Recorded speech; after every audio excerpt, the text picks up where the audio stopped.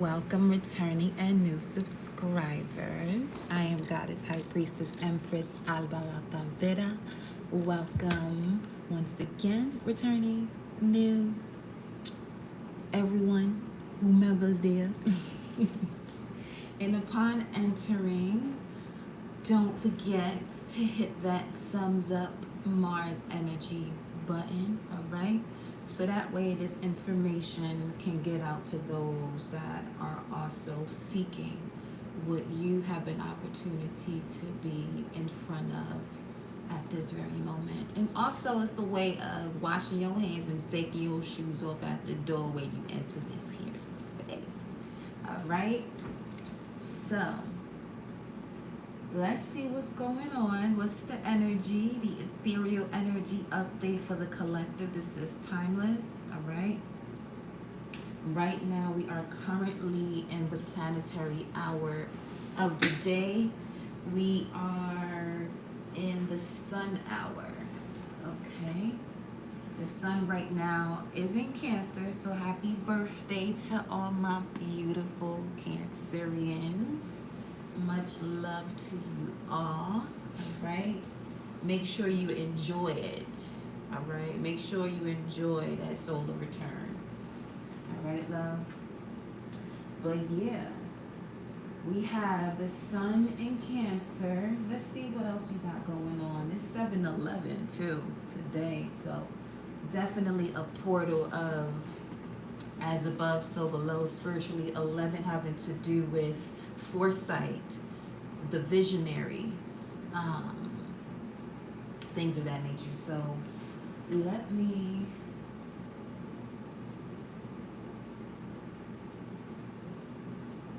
highly intuitive ascended master number, the number 11. So shout out to the collective that is master number, ascended master number 11. Make sure you out there doing what you came here to do. You feel me? You are the visionary. You are the one with the foresight. Okay? So utilize your gifts and always for the highest purpose for all involved. But a little bit more about that master number 11. It symbolizes the principles of spiritual awakening and enlightenment, high energy, idealism, inspiration, and intuition, illumination, visionary, enthusiasm, creativity, self-expression, and sensitivity, along with mysticism. Number 11 tells us that to connect with our higher selves is to know and live our soul mission and life purpose. You want to know more about that as far as your natal chart? We're now speaking of your North Node and the lessons you have to learn to get there, your Saturn placement, and the ways of diving deeper into the subconscious mind, looking to see what's in the 12th house placement. All right? So master number 11 is usually called the illuminator, the messenger, or the teacher, and relates to those who are here to be inspirational guiding lights, and their mission is to bring illumination to others and to help raise spiritual awareness. If you've been seeing the number 11, you're being asked to pay special attention to your thoughts and ideas, as these are revealing the answers to your invocations, affirmations, all right? Your positive affirmations and optimistic attitude will manifest your desires and help you to achieve your goals and aspirations. They will also assist you upon your spiritual life purpose and soul mission. You're being encouraged to contribute your unique perspective and philosophy to instigate a new consciousness. Seek out some form of outlet where there can be active participation, whether it be through one's own profession or some charitable organization. Work with others gives the opportunity to be inspirational, to be the inspirational leader. So wherever you're at, I'm also getting the message as I'm reading this that wherever you are at right now, especially for those of you that are master number 11, you don't have to be. This is a collective energy update, all right? But we're in that portal of 7-11. So wherever you are at right now, you're being asked to step into a position of leadership in whatever area of your life that you're in right now. Become that inspirational leader, all right? So you're here right now regarding information as to you setting an example for others to learn from. Okay.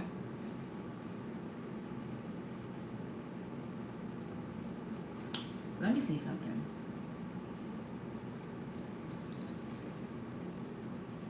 Ooh, another thing is that Venus has just entered the sign of Leo.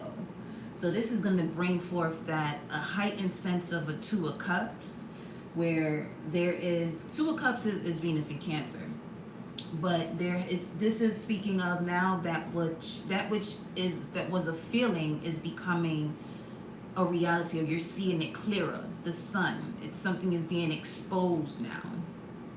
All right, so this could be feelings of falling in love, emotionally content, feeling closely connected with other people, able to feel and receive empathy and tenderness, able to sense the emotional condition of your partner and loved ones.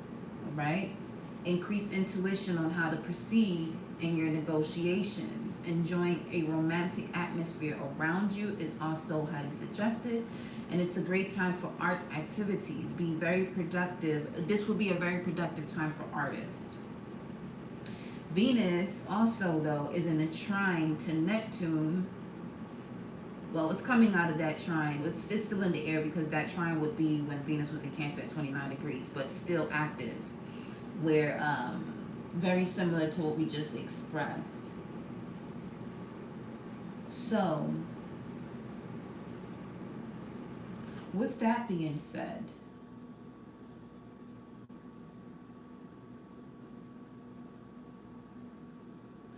Pluto is actually going back into the sign of Capricorn tomorrow. Is that tomorrow?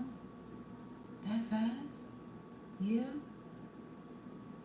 Wait, I have to get. Where's my other?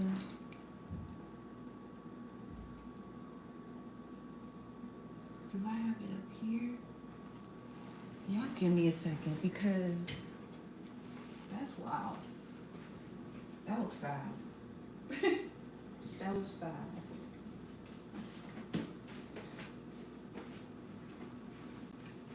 Chill. Now, when Pluto goes back into Capricorn, all right, this is the last time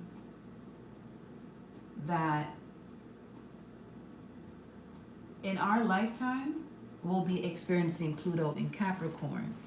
There's so many placements and situations that's going on in the cosmos right now, where it's so evident that all of us that are here in this day and age, we chose to be here for each of us to do what we came here to do. Because a lot of these placements didn't happen for hundreds, 200s of years and things of that nature. So give me 1 second. I need to have me going in my older book, all that. This is something else.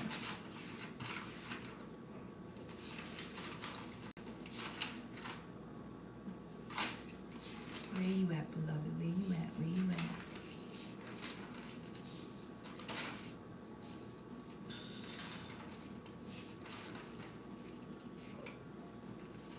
Did I write it in here? Let me think.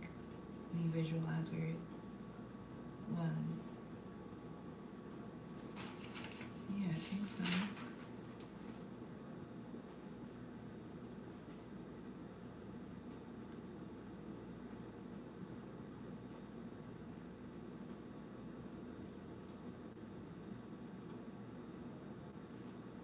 Wait a minute. Hold up. Let me look. Because if that's the case, no, not tomorrow. So we got a little bit more time before it goes back into Capricorn. I want to see when that is, though. That would be, yeah, sometime in September, I think it was. Yeah, sometime in September. Yep. The 8th, September 9th, Pluto goes back into Capricorn. Okay. I just had to make sure that But, yeah. Hold on, y'all. Was it in this one?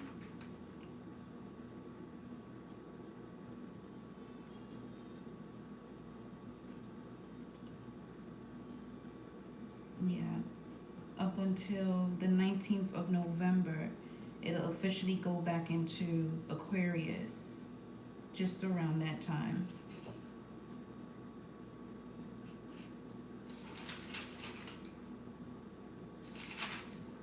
And we know Capricorn has to do with structures, traditions, order. So there's a lot that's being transformed, destroyed, going through a process of destruction for it to be rebuilt, for there to be a rebirth when it comes to what is for the people and what isn't, as Aquarius has to do with people, big groups of people. And Pluto in retrograde is basically cleaning all of this up as far as the certain structures that were in place that were not for the people. All right, so this is why people could see so many changes from the macro to the micro within each and everyone's life experience, where a lot of these changes that are happening for the bigger picture, you can see different things being restructured when it comes to, you know, each one within the family and their belief system and the way that affects the rest or those around them. You know what I mean? So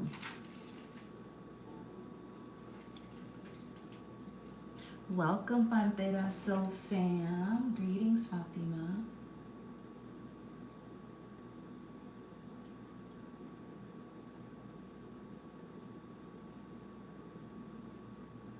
Greetings, beloved. What you feeling today, beloved? Talk to me. Ooh-wee. I just want to, before I get into the messages, I just want to see what else I got going on up in this High Priestess book.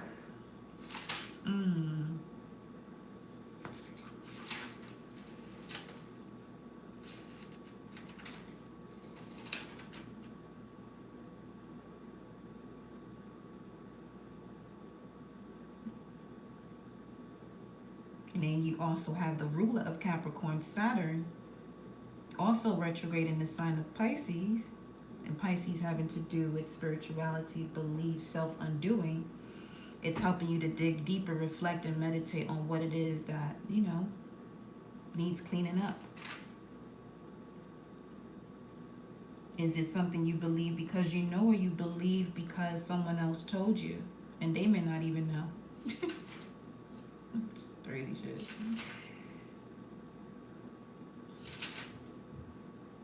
All right, let's get to it, baby.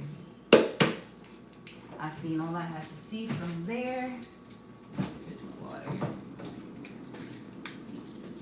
Let's get into it.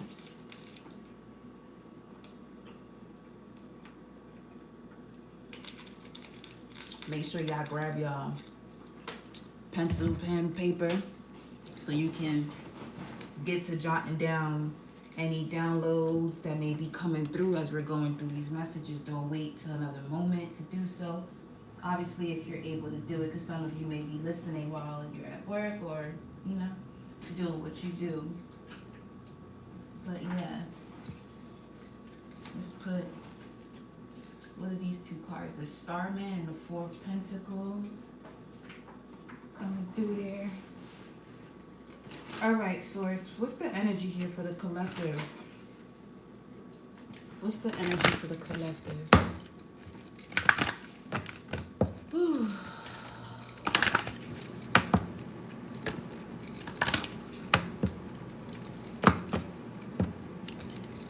Okay. Venus came out in the first house. Leo rising. Could be a Leo rising with Venus and Leo in your first house. Something here regarding your image is definitely going through, or use it to your advantage, this energy to put yourself out there. You were going through the self-undoing of emotions that may have prevented you from doing that while it was in Cancer. Okay? But now it's in your first house, Leo rising. Here we go. I saw Mercury in Pisces. I'm getting energy about songwriting, playwriting, Saturn, about the lessons, the challenges, the part of you that accepts challenge to gain wisdom. Okay, this could also speak of the 10th house, so work, career. Let's see what else. Talk to us. What's the message here for the collective? Sheesh. 10th house comes out. All right. Well, there's that. And then Aquarius at the bottom of the deck. Ooh, rebellious energy. Idealistic, technological, freedom-loving, but also speaking of mass group of people. The 10th house, Saturn in the 10th house. The part of you that accepts challenges when it comes to your achievements and status in the outside world. Can I have one more? Give me one more message here. Okay. Something here about you have a choice to go low or go high. That just came through, to go low or go high. The 7th house, 10th house, 7th house. All right, the 7th house speaks of the area of your life that is about long-term significant partners, romantic, business, or family. At the bottom of the deck, you have Aries. So Saturn in Aries energy, which is where Saturn is going next. Huh. Now, give me a second. We're gonna get to we're gonna get into this today. Yes, we is.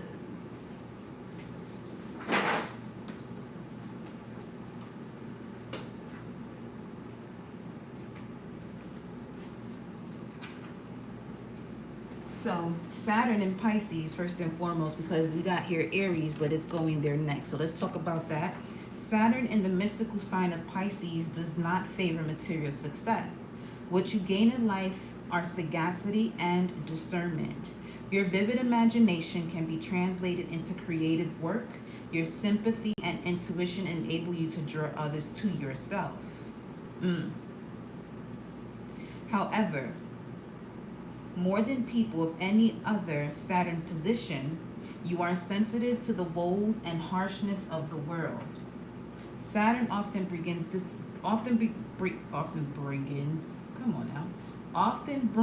something about begin. Saturn often brings disappointment and loss. The way it does so for you is to force you to make personal sacrifices for others or dictate that you take an inferior position even though your talents are superior. Yeah, that's right there. In time, you can change this, but you must first develop the courage and determination to do so. Pisces is the sign of self-undoing, and your greatest power comes when you learn not to be the cause of your own unhappiness. All right? You are drawn to philosophy, writing, and teaching of a spiritual or occult nature.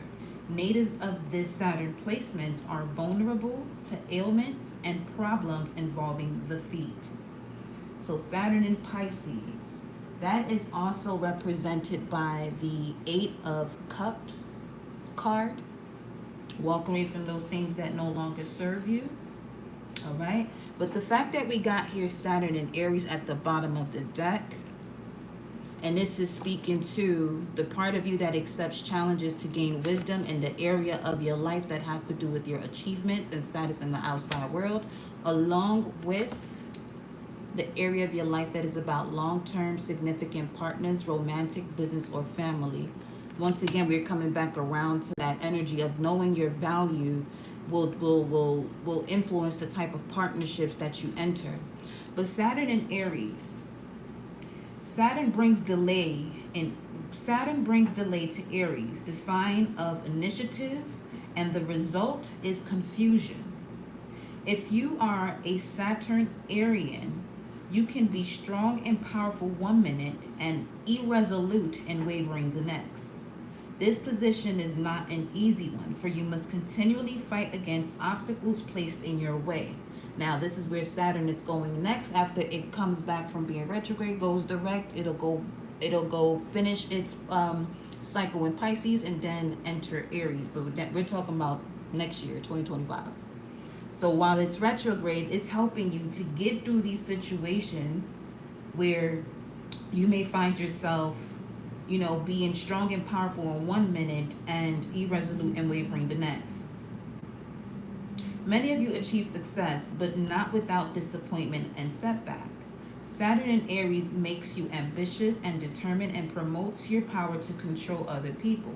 On the negative side, Saturn Arians can be stubborn, dictatorial, and sometimes solitary and grumpy. In general, your hardest times comes early in life. It is then that you develop the strength of character that serves you well in the later years. As you grow older, each year brings less struggle and more success. Natives of this Saturn position tend to suffer from headaches and dental problems. That is the Saturn in Aries energy. Give me 1 second.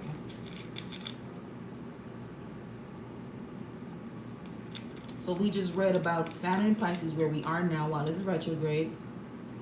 Anytime a planet goes retrograde, it's helping you to review, reflect on that energy that is represented. And then it is going into the sign of Aries, which we just finished looking into. Now, let's look at these, all right, within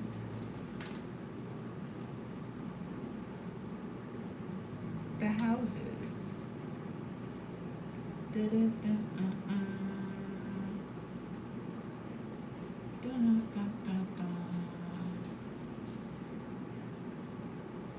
So, Saturn in the 10th house. You are self-reliant, ambitious, and likely and here to achieve success. You have the stamina and perseverance to attain your ambition step by step. There is a possibility that you will reach high position toward the end of your life. But it won't be a lonely place. On the up and up, self-disciplined and responsible.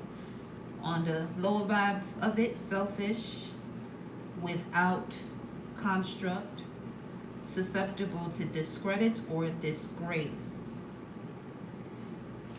Saturn in the 7th house. And we'll bring this all together. You are cautious about marriage and partnerships and may delay getting involved until you are sure.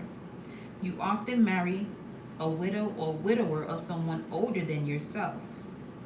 If there are no opposing influences in your chart, you benefit monetarily and or socially through marriage. From a higher vibration, you take commitment to another person seriously. From a lower vibration, possible legal problems and a setback because of them. So, the energy right now is speaking to work and love and just the essence of partnerships and the way it affects you and others. So this is giving strong energy as far as general things in life and the everyday challenges that you may experience or may have seen others experience around you. But let's look a little bit deeper as to what is going on over here. What are we talking about? What is going on?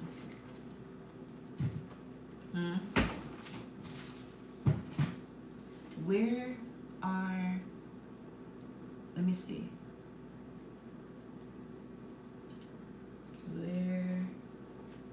Which deck? This one? No.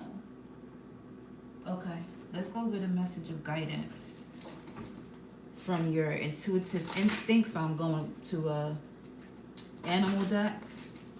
Speak up on these instincts about what you're being guided to do as far as the part of your life that accepts challenges to gain wisdom when it comes to your achievements and status in the outside world, and also having to do with long-term significant partners, whether it be romance, business, and or family.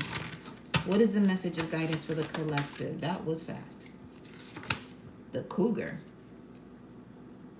Well, there's that. The message here is keywords assertive, wise, and decisive. Okay. You are being guided to be attentive towards the universal nudges in your life. Make your decision, take a risk, and step outside your comfort zone. If you change your approach, you change your direction. Each inspired action taken will deliver you to your heart's desires. Each inspired action taken. Each inspired action taken will deliver you to your heart's desires. So the inspired action taken is basically your GPS to your destination, which is your heart's desires, okay? The cougar. Next we have, next message of guidance here for the collective. Oh, when we get into the tarot for this, so this is going to give us some intel, okay? Then you got the bison, abundance, success, personal power. As far as the part of you that accepts challenges to gain wisdom when it comes to your achievements and status in the outside world, you are being guided to be flexible, go with the flow, and allow things to happen rather than force them. Universal opportunities are stacked around you. Center yourself and resonate with your core values. If you want to know more about that for you personally, that's your Venus placement. And center yourself and resonate with your core values, and you will reap many rewards. As you sow, so shall you reap. Center yourself and resonate with your core values is the main message here when it comes to the part of you that accepts challenges to gain wisdom as it relates to your achievements and status in the outside world. Center yourself and resonate with your core values. This is going back to, do you believe because you know, or are you believing something that someone else believes in that they may not even know? When it comes to the part of you that accepts challenges to gain wisdom, all right, as it relates to long-term significant partners, romance, business, and or family, your guidance is, these are coming out fast. The B, creativity, cooperation, productivity. You are being guided to change something in your life. Become inspired. Follow your heart and creatively build your future with today's decisions. And the first message, the main thing here was each inspired action taken will deliver you to your heart's desire. So part of the challenge here is what inspires you? What truly inspires you? Because as far as partnerships is concerned, that is a main factor here. Being around those that inspire you. Okay? You're being guided here when it comes to significant partnerships to change something in your life. Become inspired, follow your heart, and creatively build your future with today's decisions. You have no limitations, and there are no boundaries to your capabilities. Any assistance required will always be found. Always. That is a fact. So, you got the cougar, the bison, and the bee, CBE. Overall, you have the rabbit at the bottom of the deck. You're being guided to clean out your mental closet, release emotional baggage, find your inner child, and design your life your way. Yes. Open your eyes, mind, and heart to the opportunities around you and stay in one spot long enough to appreciate the moment. Appreciation and inspiration. Let me go to my deck real quick. Let's see what's going on here.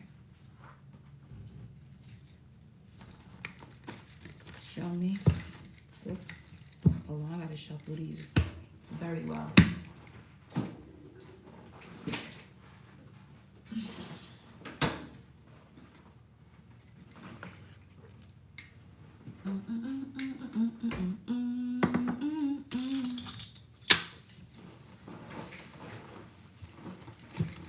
All right. Let's see.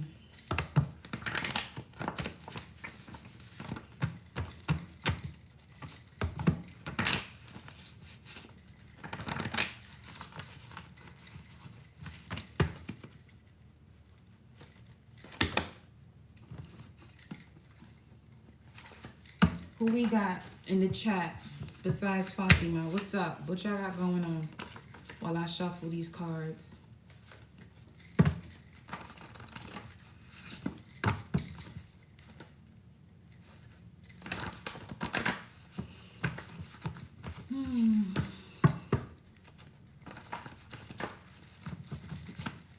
When did I put this deck together? One of them has it written on it.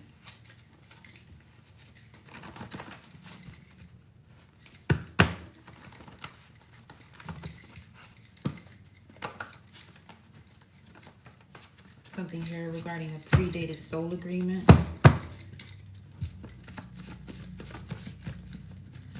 Show me more about the energy here of Saturn. This one was turned around. Power of low and high vibration, dark and light, single.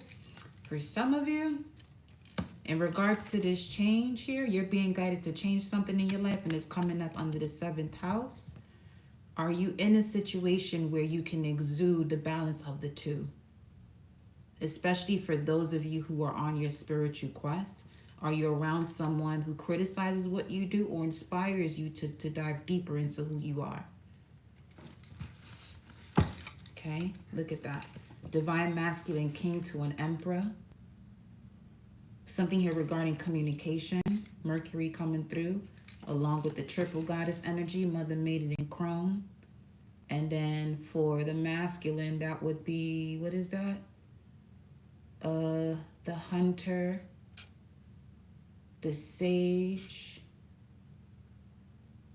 Why can't I think of the other one?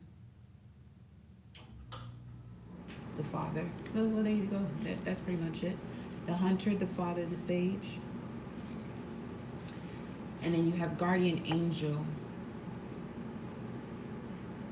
For some of you, what's being exposed to you, 606 on the timer, you have a guardian angel that is a new one that could be working with you at this time.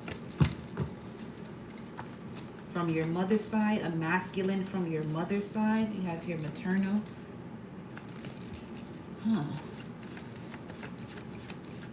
Show me more regarding this Saturn energy here for the collective. Lord Shiva. Shit. Okay. Big underworld energy. You got Lord Shiva. The message here is to let the vibe seduce you, not the words. Here you will see the intent of the energy that, yes, you attract. Proverbs 29:16, when the wicked are in authority, transgression increases, but the uncompromisingly righteous shall see the fall of the wicked. Russ. You got past life coming through here, past life spiritual wound in regards to a significant partnership, whether it be romance, career, or family. A spiritual wound, past life spiritual wound when it comes to a physical and emotional connection. Moon and Mars energy. Emotional wound again. No, whoa. Okay, so this emotional connection also carries an emotional wound. So you got both spiritual and emotional. Okay. Whoa. You got maternal here at the bottom of the deck still. Well, again, Source hides you as the great you are until you realign with your higher self or selves. You could be a manifest and generator in human design, here to follow your inner vibration of joy. You are the wand and alchemical process. And the number 203 also connects to Perpetua. So there's something here about self-initiation out of these emotional and spiritual wounds. It's time for you to make moments of gratitude a priority and be patient with yourself. We have to, because this coming out together, something here for some of you when it comes to being single and being more than okay with that, because it's helping you to break through these emotional and spiritual wounds that have to do with the lack of emotional connection. Yeah, that's definitely a lesson here. Let me grab some tarot cards, but there's a significant deck that I'm here to use right now. Ooh.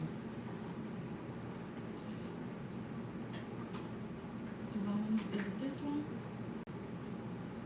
Oh, first and foremost, let me go here. Show me the energy.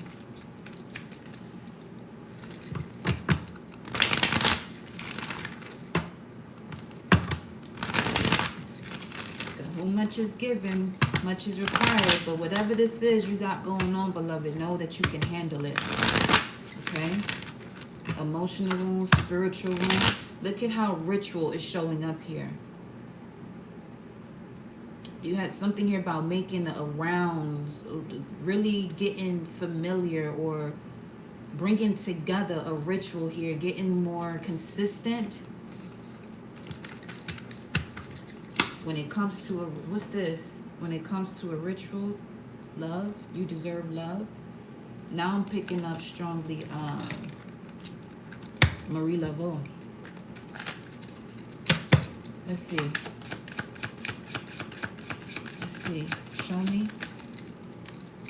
Deception. Someone is wearing a false mask. Someone is wearing a false mask in this relationship. Give me a second. Meditation brings answers. So 12th house, self-undoing. So this is more spiritual and emotional. This could be a situation that has already ended. Obviously we're single here. But there still could be some form of a cord still connected.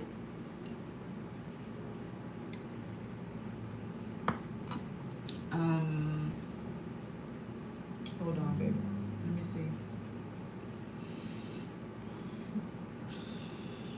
Hold on. I don't want to rush through this, so let's let the energy do what it do.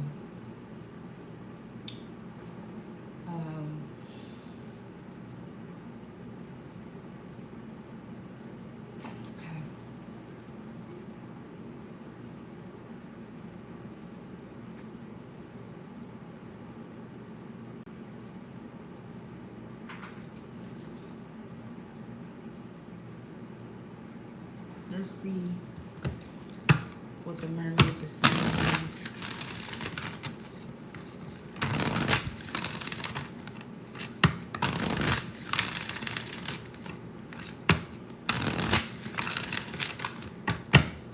Show me. Wow.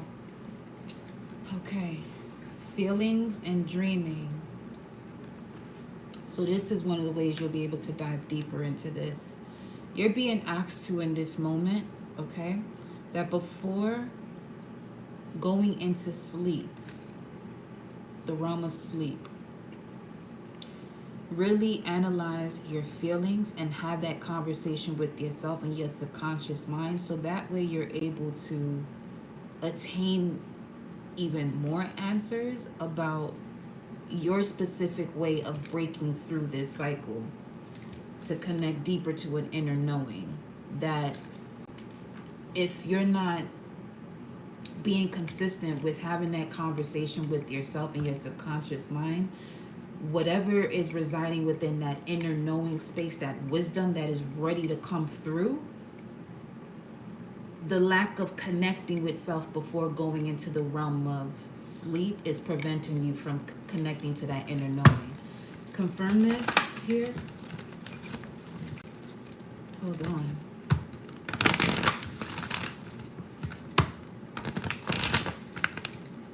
Something here about premonitions too. You're more powerful than you realize. It's safe for you to be powerful. I'm getting an energy of someone who's afraid to tap into their power, or they're around someone who doesn't relate to their spiritual beliefs or knowing. Don't rush into action right now was just here. And we just said that I don't want to rush this energy. Don't rush it. Okay, let's see. Treasure chest. An unforeseen windfall of new abundance comes to you now. Okay, what else? Self-employment. You could be an Aquarius rising. I'm getting that here strongly. You're a born entrepreneur and your business is surrounded with magical opportunities, which is also the message here in regards to the 7th house that came through. Any assistance you require will always be found. You have no limitations and there are no boundaries to your capabilities. So let's say you're someone who wants to step into entrepreneurship, but you could be around people who feel as though because they haven't done it, they're going to give you responses or excuses to psych you out of your plan. Stay focused, beloved, so you can make a decision. You know what you have to do. You have a very deep inner knowing about what you came here to do. For some of you, yeah, definitely Aquarius coming through here. You certainly have a strong connection. I just mentioned premonition. You could see something that's happening in the future. You can see yourself expressing gratitude or feeling the essence of gratitude, but there's something you certainly have to let go of. You could be wanting to see something or someone in your future, and this could be blocking you from your truth, that you are indeed here to be recognized. All right.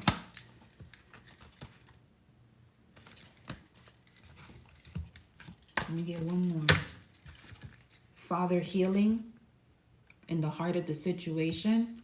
Your personal power increases as you give any father-related issues to heaven. Okay.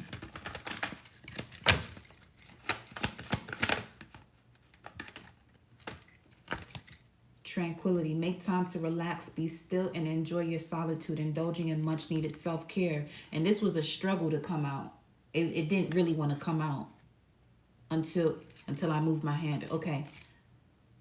Something here about giving it to source. Give the energy that you're struggling with to source, so that way it can be transmuted. Because I'm seeing someone ask for answers about something, but still acting on behalf of their ego and getting in the way of the truth as to what to really do in the next step. Stay optimistic. Your dreams are coming true. Don't quit right before the miracle happens. Second time having dream here. And then you also have treasure chests. Waves of prosperity. I'm just here to take the leap of faith. Taking the leap of faith is what's bringing you this abundance. It will bring you abundance. But holding on to waiting for the perfect moment is getting in the way for sure. New abundance and exciting opportunities wash over you now. Yes, some of you have an abundance or a plethora of either knowledge that you have that it's time to utilize and apply, or you're going to be receiving that.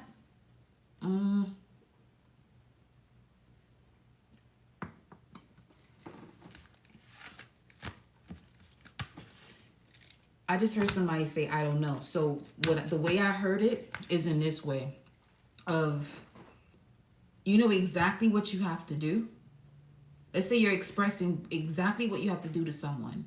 And then you quickly, right after saying that, say, I don't know. You just negated your truth. So someone has to really be mindful as to how often they say, I don't know. Because it's them being comfortable in saying that. But you just express what you know, and then you followed up with saying, I don't know. That's putting out the energy that you don't know, because you basically closed it out with that. You seal the deal with that. So seal it with, you say what you had to say as far as what you know you have to do, and so it is. Express gratitude. Be thankful for, you know, you about to reach that point, because if you see it already within your mind's eye, within your imagination, within your dreams, then something has space to come true.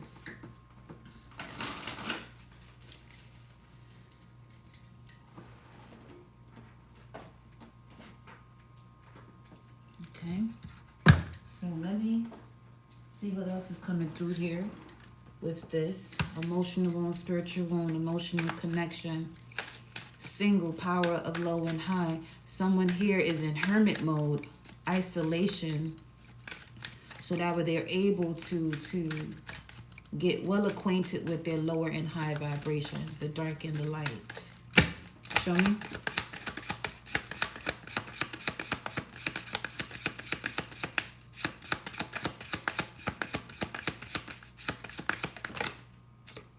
Children. Children could be involved. Your love life is being affected by children, and separation. Deception, children, and separation. Some of you could be in separation from someone you have a child with, or this could be the emotional connection or energy cord that needs to be severed. If there's, when it comes to you two, you're always going to be your children's parents, but at the same time, when it comes to you and this person and the cord that you may still have with each other, if it's not something that is evolving and becoming better for the both of you, and you're both growing in this partnership, then it's time to let that go. That's what has to change here. There's an issue going on with trust. The situation is calling for you to have faith in, let me see, have faith in, oh, make the effort came out in reverse. Have faith that great love is worth taking the steps you're guided to take. Someone's afraid, someone's not comfortable being single or in separation. And they constantly put themselves within the cycle of deception by having people around them. This doesn't necessarily have to be people that they are romantically connected to. This could just be someone who should be in hermit mode, you know, really reflecting with themselves, self-undoing with themselves, instead of being in groups of people around other people who are not on that journey. With this coming out here in reverse, within the next few weeks, no need to worry, and let go once again. So let go showed up twice already.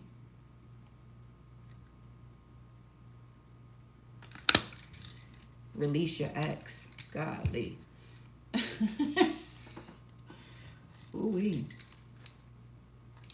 If this is not you, this can be, let's say this is someone, you know, that's in your energy or that you connect with, and they're going through this situation.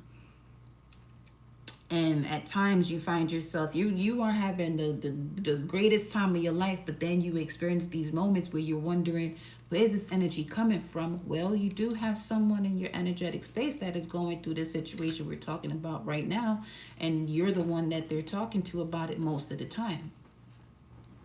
Especially if you're not doing your spiritual cleanses or staying consistent with anything that you have to self-undo yourself from. If you're that person who's around other people going through situations and are not in a state of making changes, they just want to talk about it. Let me see. Show me what's going on here. Let go. What is this letting go? What's this letting go energy? Letting go, separation, single, emotional wound, spiritual wound, emotional connection. What is this? Something from the past for sure. Could be your childhood too. Children is also here on the board. Something from your childhood. Six of Cups, Sun and Scorpio energy. This could even have to do with past life energy. You can see what area of life this is depending on where your South Node is. Show me. Wow, this is coming out fast, man. The next card, which is the one that follows suit, 7 of Cups. 6, 7, 13. Transformation in energy, 4 of Cups at the bottom of the deck, Moon in Cancer. So we got Sun in Scorpio, Venus in Scorpio, Moon in Cancer.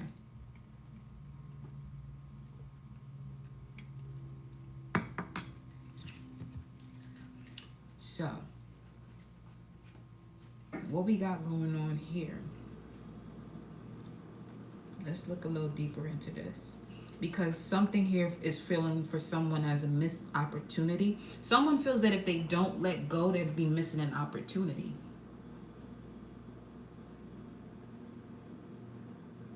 But it's time for you to see the fullness and richness of life with yourself. The only opportunity you miss is what's not for you. And it's not even necessarily at that point missing it.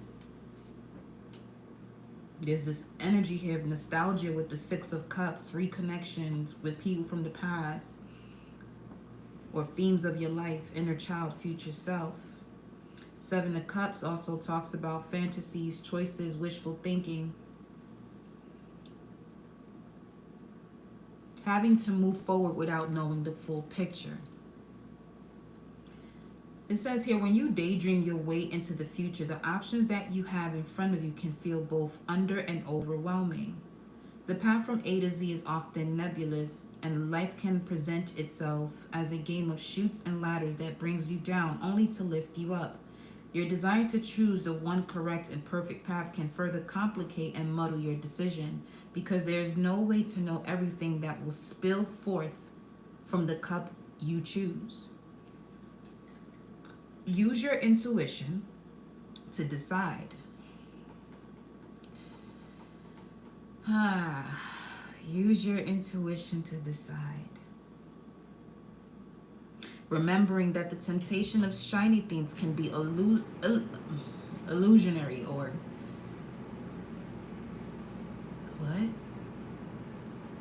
illusory, child. While challenging paths will often hold unexpected opportunity. Ask your discerning heart, what options honestly stand in front of you today? And even if things are not exactly as they seem, choosing that which you truly desire will often offer the most useful stepping stone right now. Your wildest imagination is a tool that you can use to inform your future in a down-to-earth way. And then you also got the card of the future that showed up. Let's see what's going on furthermore. Something here that is nostalgic. You don't want to let it go because there's a fear of missing out, FOMO. But it's time for you to move forward without knowing the full picture. Tell me more. Show me more about this. What is this exactly? What is it?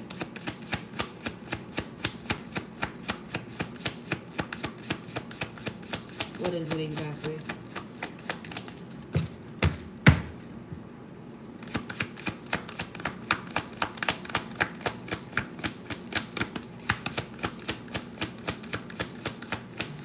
Is someone who comforts themselves because of this emotional and spiritual wound.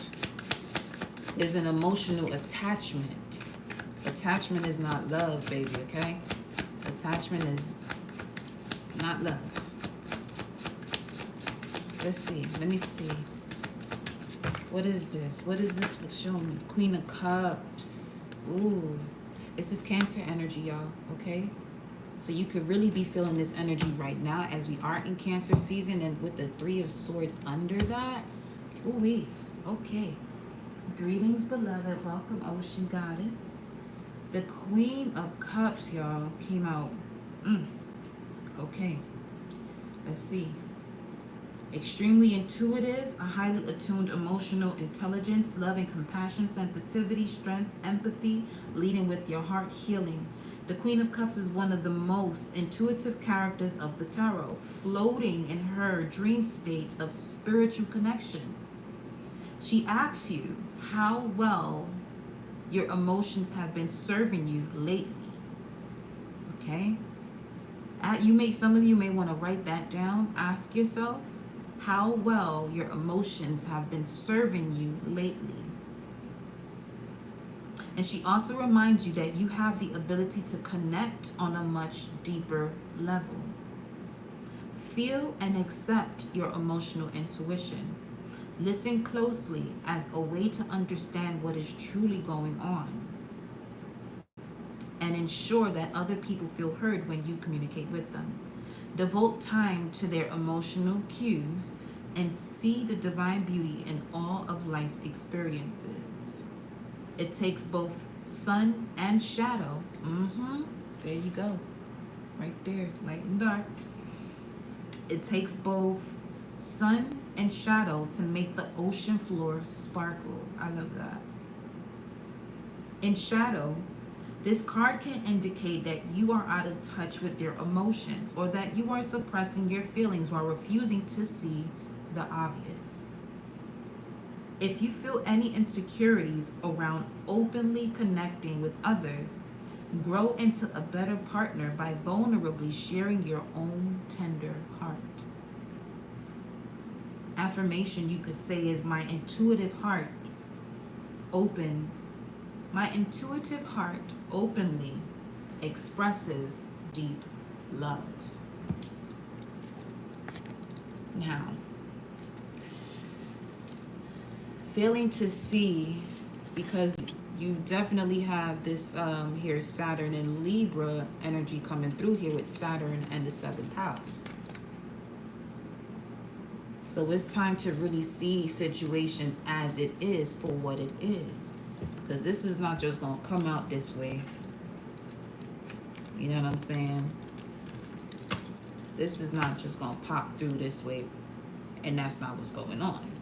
There's an emotional connection some of you have to something or someone that is connected to an emotional and spiritual wound. This could even be talking about Chiron as well. Something here regarding Chiron.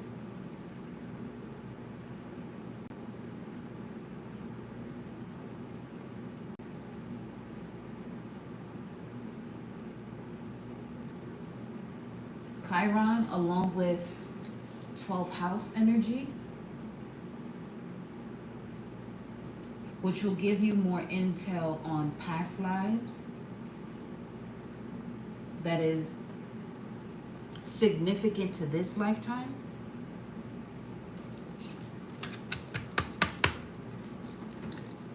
Okay.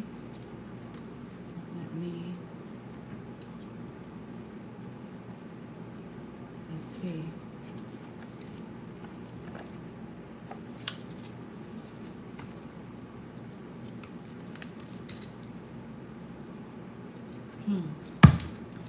Show me what's going on with the single card. Show me the energy here of the single card. Clarified by the B. So something has to change this summer.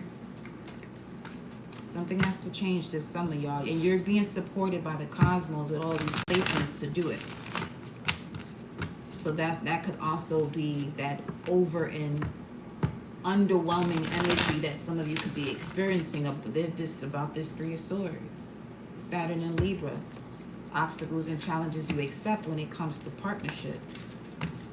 Balance in partnerships. Or the growth that you gain through confrontation. What's this? Moon in Libra. 3 of Cups. There goes that reconciliation energy or that nostalgia. Hierophant. This could be someone that someone was married to at some point and the contract ended. Or this could be, let's say this is something about a past life energy. And it's showing through, let's say, someone you just met, not someone that you're sexually connected to. This could be someone who you just consider what people will call a friend. But they trigger certain parts of an emotional or spiritual wound that is connected to this past life union you had with someone.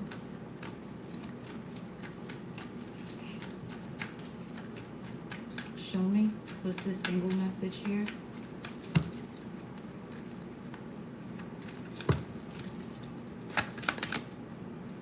Empress. A woman with a child. And the Wheel of Fortune. Single. Empress. Ooh, first of all, the reason why you're being asked to make these changes because destiny and fate is on your side for you to give birth to your abundance, whether this is a child, an idea. And then you got Temperance at the bottom of the deck. 3 major arcanas. Yeah, that this is what the universe is telling you right now. It's time for the wheel to turn. It's time for this change to happen.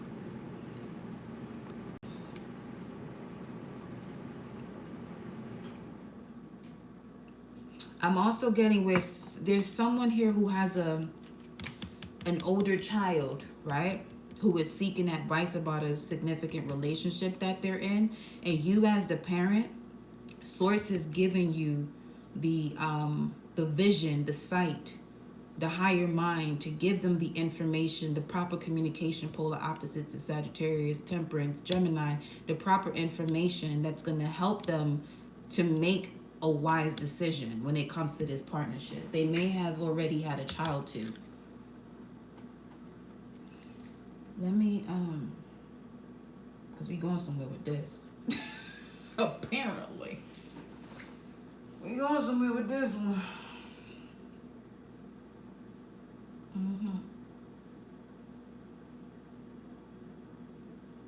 Where is my mermaid deck? Hold on. 1 second. Maybe more. Definitely more. Definitely more than a second. Okay. Here we are. Let's see. Here we go, yo. Here we go, yo. So much to do, yo.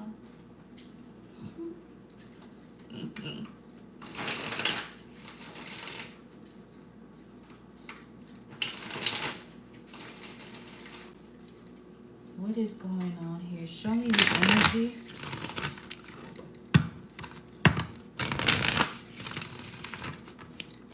Empress Venusian energy.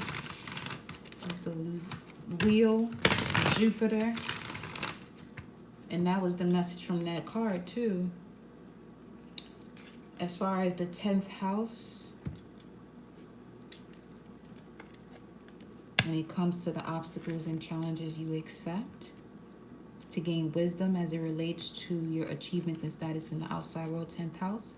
Center yourself and resonate with your core values, Venus energy, and you will reap many rewards.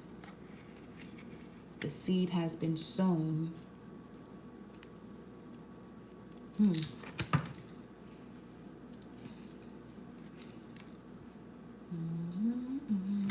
Wow, I stopped shuffling. There goes the wheel again. In a whole nother deck. This could also be a message here pertaining to a single mother. Yeah, children involved separation that came out earlier.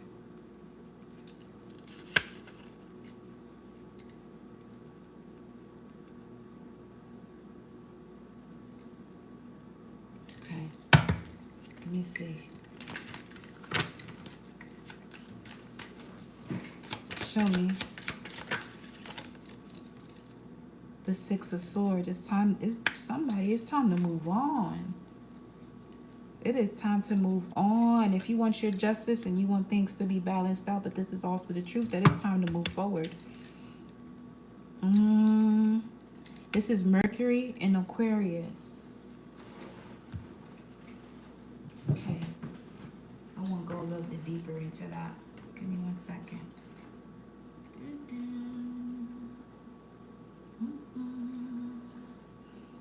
Because channeling the messages, it could take you away from the 3D. So I love using the text here to get back with you. Let me see something. What are we looking at? Oh, that's right.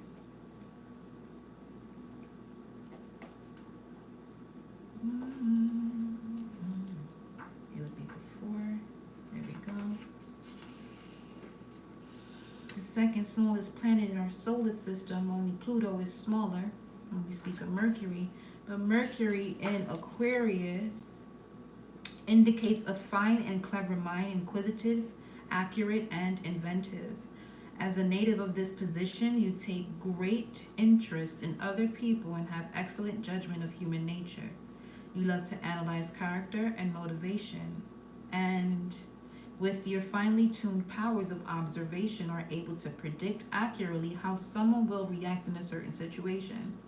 You are a notorious people watcher in trains, buses, airports, and restaurants. Yours is a broad and emotionally detached outlook. And then we have here this emotional connection and emotional wound. Once you accept what it is time to walk away from, you'll step into this broad and emotionally detached outlook that helps you to accurately see how someone will react in a certain situation so you don't have that fear of missing out. Okay. Aquarius is the sign of the truth seeker, which characterizes the way your mind works. You enjoy intellectual discussions about philosophy, metaphysics, and the future of mankind. Third time for the word future that shows up.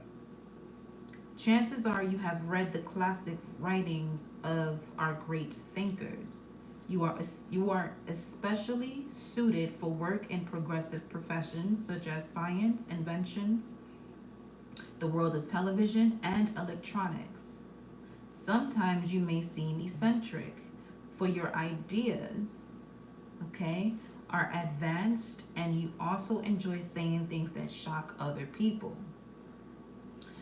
So, with that being said, in this energy right here, it's time for you to be around those who celebrate you, okay, and are inspired rather than jealous or envious of your intellectual abilities connected to your emotions freely and fluently. All right, so that's the spiel on Mercury and Aquarius. Let's see what else. These cards are coming out fast, man.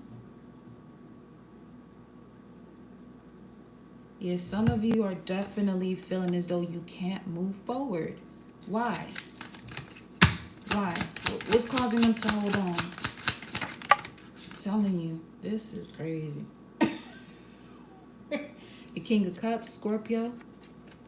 Scorpio is transformation. I just heard clearly fear of transformation. Eight of Pentacles. Feel that fear and having the fear that they're gonna miss out on something if this doesn't work out, or if they don't work at it. Eight of Pentacles. But you've overworked it at this point.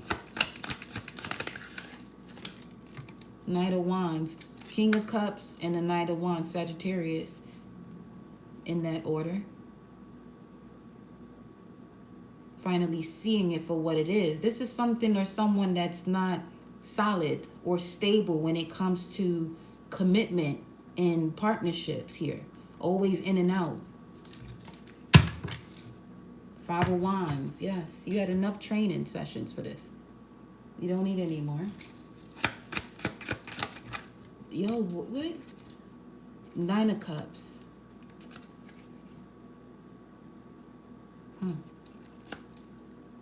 And the treasure chest card, this, the opening of a treasure chest in another deck is the Nine of Cups too. And I was thinking of that when that came out for the Mermaid deck. But here you have the Nine of Cups, all right? This is Jupiter in Pisces. Jupiter wants to expand give you the expansion of your imagination. This could also have to do with go in your imagination of what it would be, the feelings that you would feel of, let's say, having to make a difficult decision, but you make that decision and you clearly see why you had to make this decision. I'm seeing someone tell another person, I'm glad I went through everything I went through to see what I had to see because it brought me to you. That type of vibe.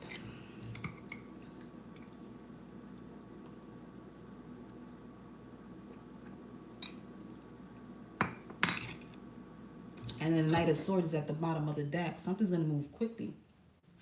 The moment you make this decision here. You'll be much happier when you do. Much happier. This emotional connection you have to this situation of the past triggers your emotional and spiritual wound here. That you literally came into this realm during this time to clear it out. You come from a warrior lineage. Okay. And we have single that came out along with these.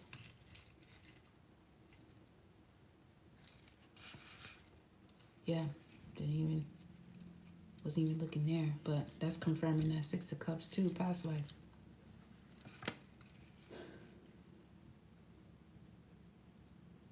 You know what I'm going to do? I want to look deeper into what this energy was, because some of you have dreams about this quite often. So let me see how deep we can go with the message. So for whomever this is for, you get your answer. You came here to be a leader, though, that's for sure. You've seen a lot of people in authority increasing transgression. Let's not forget Lord Shiva is here. Okay? Has to do with generous boons, forgiving nature, eternal light, inexhaustible forever. Kundalini awakening of 7 energy centers. Half open eyes. Someone sleeps with their eyelids slightly open. Law of reason and justice that preserves natural order.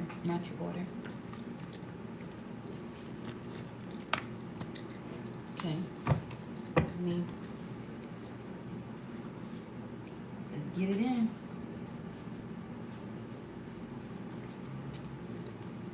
Okay.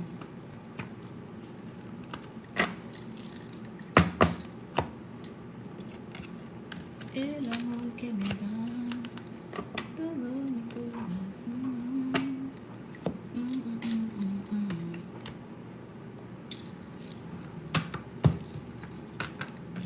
All right. Let's shuffle these.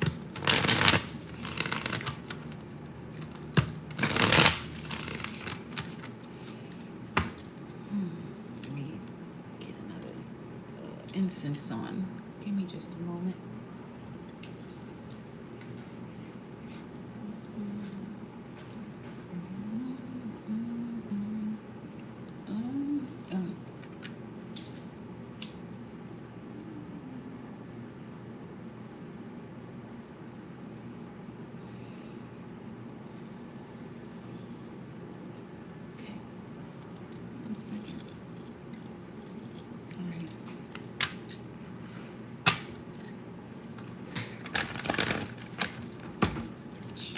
Show me the energy of the past life of this spiritual emotional wound that they have a emotional connection to today.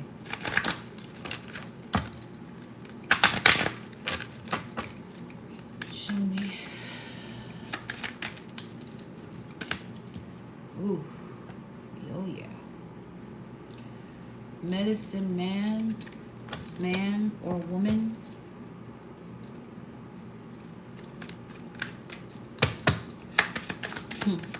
That was fast. Wow, that's crazy. Let me take this one back up, though. Child, this is wild. Warrior woman. I'm telling you, for some of you, you are. It said warrior lineage on the spiritual wound, and there goes the warrior woman that comes out. Have you answered your deepest calling? Because once you answer your deepest calling, you heal that wound. You have the ships. Medicine man, medicine woman, ships. In this lifetime, you have premonitions of when someone's going to pass by the visual of a ship or boats. Then you have persecution or inquisition here. Due to you being a medicine man, medicine woman, you may have been enslaved. You have health, war, and battles. This is what's sticking the most because it gave a little, you know what I'm saying, little tussle, little 1-2 over there to pick it up from here. So, medicine, woman, man, ships, persecution and inquisition, health, war and battles, wars and battles with health. Yep, wars and battles with health in the past life. As a medicine man, medicine woman, you were able to do things, and you were persecuted or you have gone through inquisition about your abilities here. I'm also getting someone who has a fear of water, placed on a ship, but thrown overboard.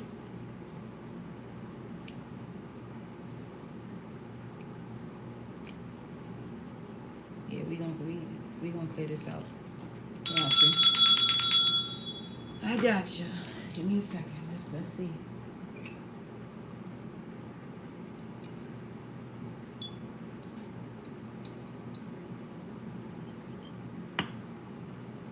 Okay.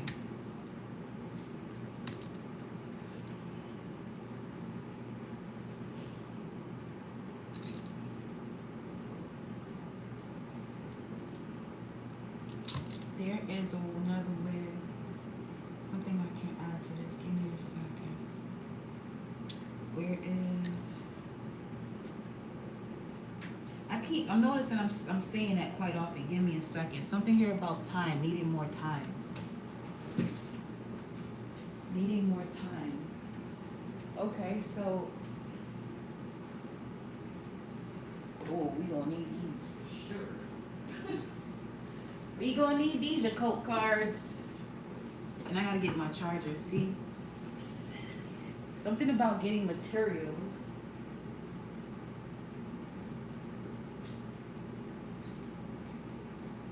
Getting materials, but feeling as though one didn't have enough time.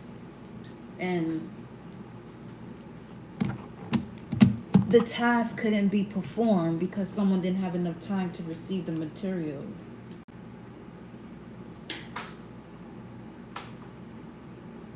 Someone was dealing with somebody who was very powerful at one point, but arrogant, extremely arrogant. They wanted what they wanted when they wanted it. So, let me put this in here.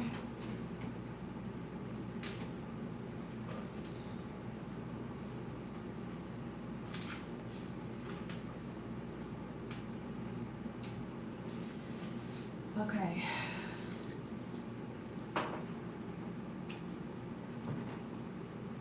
So. Okay.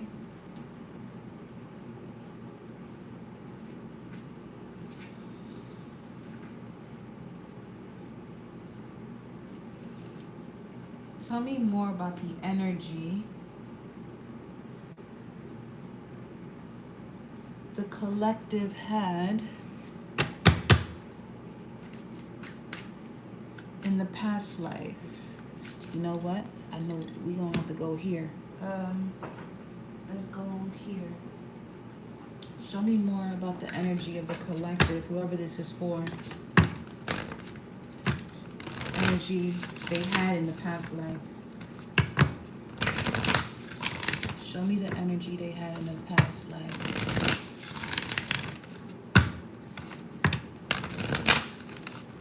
For some of you, that smoke too is also significant, so you may receive messages for those of you who can read smoke. And tell me, oh shit. Okay. Wow. The Black Madonna comes out. That's crazy. Not crazy, it's beautiful. Our Lady of the Hermits. I transform pain and suffering into a greater capacity to love. This is the identity for some of you that you come from. You have a strong connection here to the Black Madonna. Ashe. I love that so much.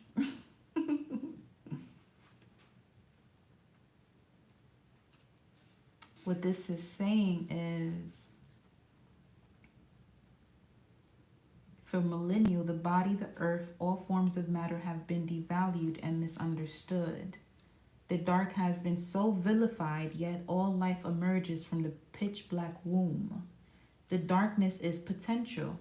It's the crucial and elemental stage we must all go through to create new or more life.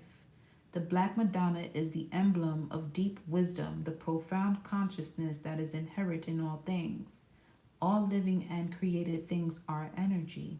The body has wisdom. The earth has wisdom. And the pain we experience as humans contains deep wisdom. So what I'm getting here, this is an identity of the past, right? Along with this journey, wars and battles with health, but as a medicine man, medicine woman, you were able to come up with curing remedies that you were persecuted for or gone through inquisition for. But that part of the cycle was designed for you to have deeper wisdom in this lifetime. When we are in the fires of suffering, it can be difficult to trust that gold is being forged. Ooh. When we are in the fires of suffering, it can be difficult to trust that gold is being forged. It can be hard to trust when we are in terrific pain that there is a process at work that will make us more authentic, more alive, and infinitely freer. It can be almost impossible to accept or notice the presence of the divine when we are at our most human. When we are at our most human.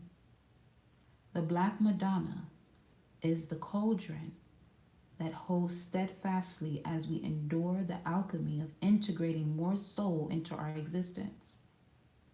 She is the promise that what doesn't survive the fires of suffering was never meant for us. There you go. That if you miss the opportunity is because it wasn't for you. So, in conclusion, that's to say that what's for you is for you, as we know. And if you felt as though it was a missed opportunity, you know what, it was nothing. None of you in here miss anything, because what's for you is going to be for you. When you experience that, which lifetime, that might be a different story, which can make you feel as though you're missing out on something. But that also goes into what we were speaking about yesterday in the lives that both of them didn't save. That there are two types of death. There's a physical and a spiritual. But humanity has been ingrained with the physical aspect of it. Which is why the lifespan is much shorter than it was intended to be. And along with all of these other games and systems that are out there that shortens the lifespan even more. Okay.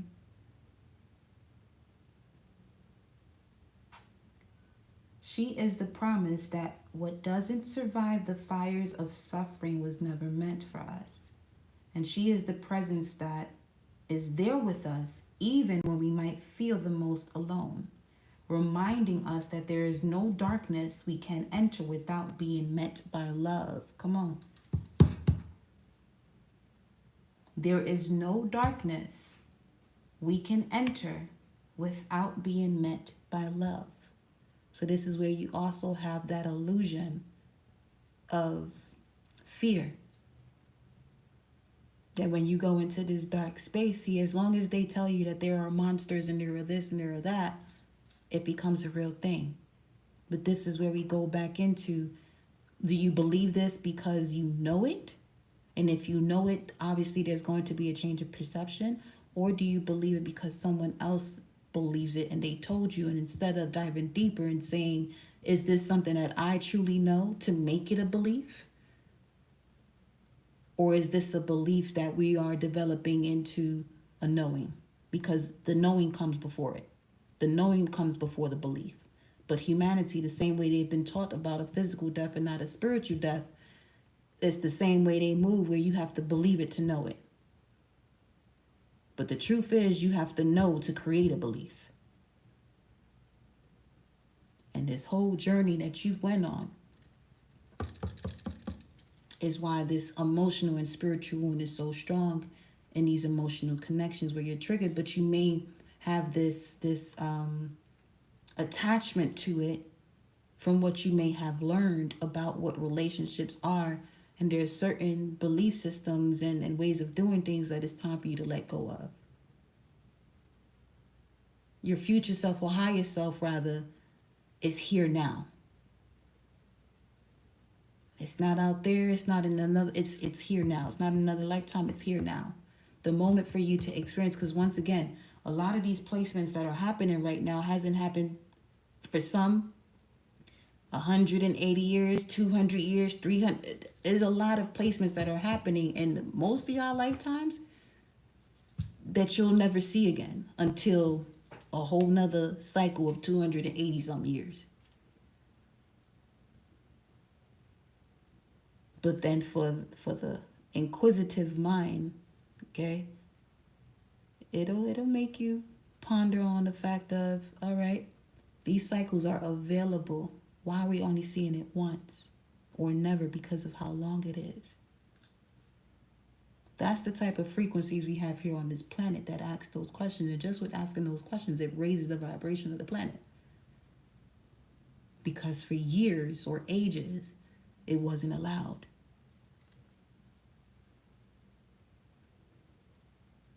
Let's continue. What gifts did you have then that you have now?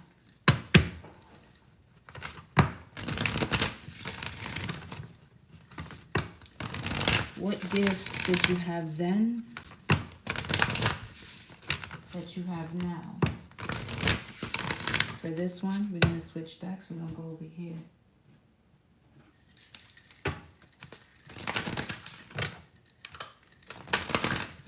This is powerful though with this, because a lot of people pray to her when they're going through health situations too. She shows up to people when they're on their last leg to show them or take them through their initiation of the death to the rebirth. Then you're not going anywhere. You just had to experience this so you can see, you know, how deep this goes, how much you have access to. You just can't be afraid.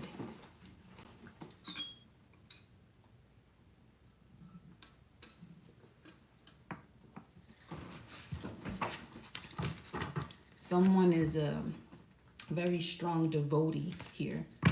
At least you were in a past life, and you've encountered a lot of challenges in this lifetime with certain partners, or not being able to be who you truly are when it comes to the space of your career, where you work.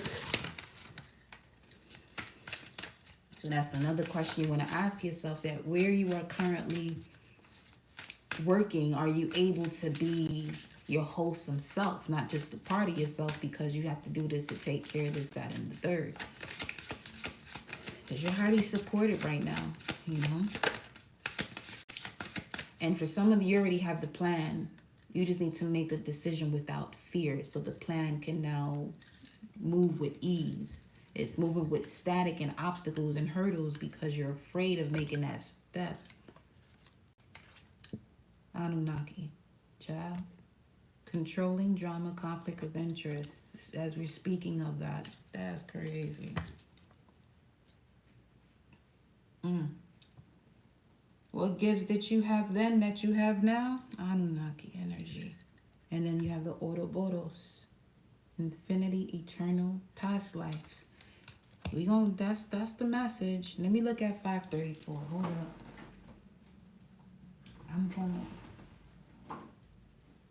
Let me see something. Let's get metaphysical with this one.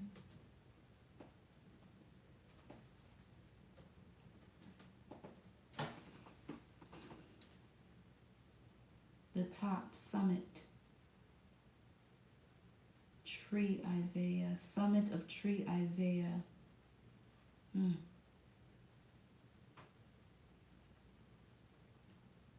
me see. The top.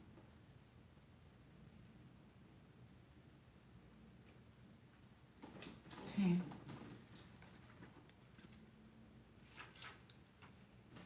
As far as the gifts you have, that you had then, that you have now, speaking of the Anunnaki,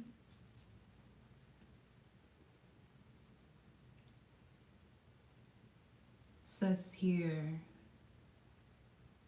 a crossbreed with the Alpha Draconians and reptilian beings.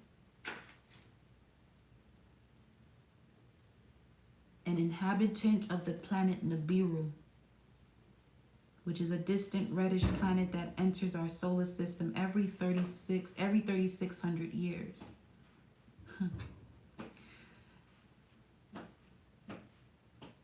Anunnaki invaded Earth and infiltrated, then destroyed Atlantis, later led by High Priest, Scientist Enki. They then started a mining colony with another off-planet race called the Igigi to assist in the mining of the monatomic gold for its precious interdimensional properties. The Igigi rebelled and departed due to the Anunnaki's control. So, okay. Because the Black Madonna came out here first, what energy did you have in the past life? For some of you, you was out there delivering pain and suffering.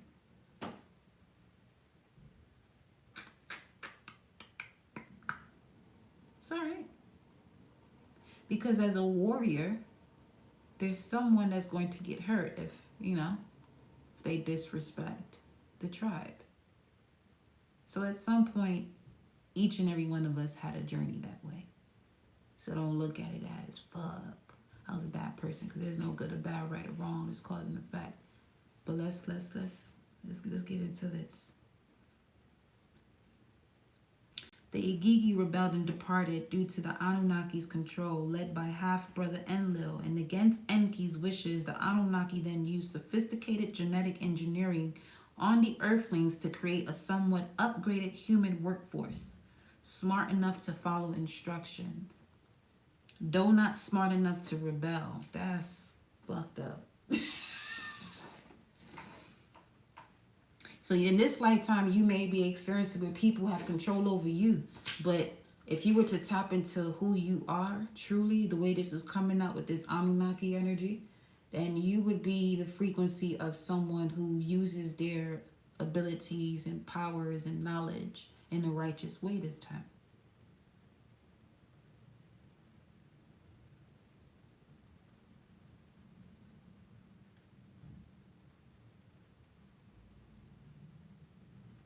There was a strong sibling rivalry in your past life. So this is a vendetta against family members here. As far as this energy is concerned, medicine, woman, health, war, battleships, persecution, someone was extremely powerful but possibly wasn't supported by their loved ones. That's why Saturn, 10th house, and 7th house came out, because that's all speaking about partnerships in any area of life. But for some, it's affecting them here when it comes to this message in their area of their achievements and public standing.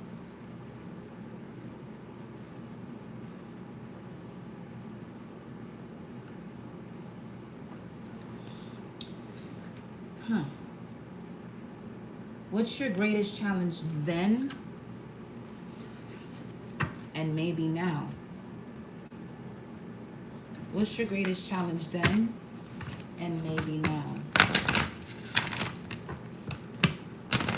Ooh wee, look how these two just showed up together. Kali and Isis, Lord. Ooh.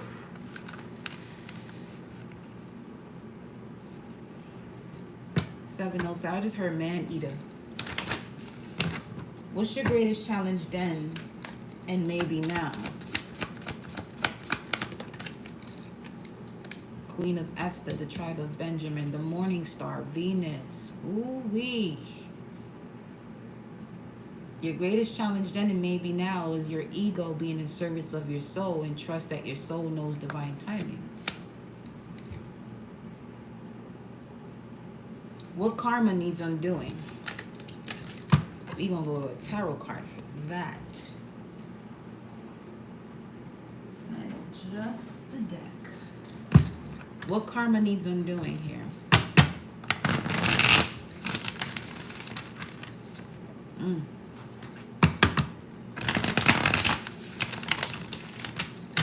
What karma needs undoing?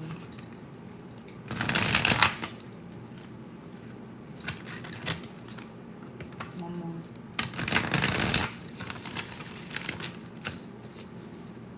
What karma needs undoing here? My nose itching. Aries energy. The way one sees themselves as it relates to those around them. What karma needs undoing in this past life energy? What karma needs undoing? Okay. What karma needs undoing? The Starman, the Magician. Oh, I'm telling you, someone misused their powers in the past. Remember what I was saying about someone needing more time, but whoever this person in power was wanted what they wanted when they wanted. They were quite arrogant. Temperance. Yeah, patience. Somebody needs to be more patient in this lifetime. You're someone who's highly tapped into source and information. And the only difference between your past life and right now is that you're not able to move the way you did in the past. And if you do, it affects you and only you through your mental state. What karma needs undoing here with the Magician? Show me. Show me the karma that needs undoing here with the Magician. The Hangman. From 1 to 12. Child, that's the whole chart. That's the whole wheel. That's crazy. That's the whole wheel.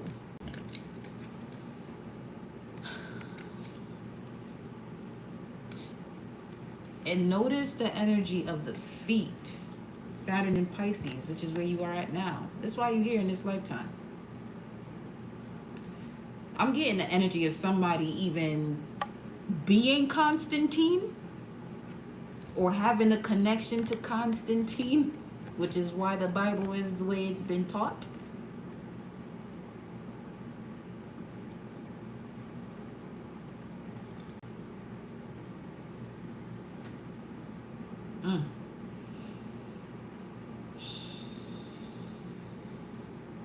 This is something else.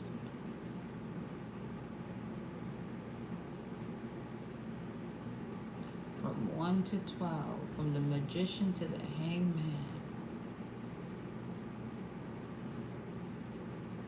Now I'm getting the energy of Pontius Pilate, because somebody was born during an age where witches and wizards was not allowed and you were burned at the stake for it. Either you were the one responsible for burning people at the stake right now, and you're highly passionate about that today in terms of that's not what we're supposed to do, or you were someone who was burned at the stake. Based off of your dream state and what's going on for you, you know where you fit in with this message. But the Anunnaki was the message that came out here as far as what gifts did you have then that you have now. So you were somebody who was in control. You were somebody that was in control.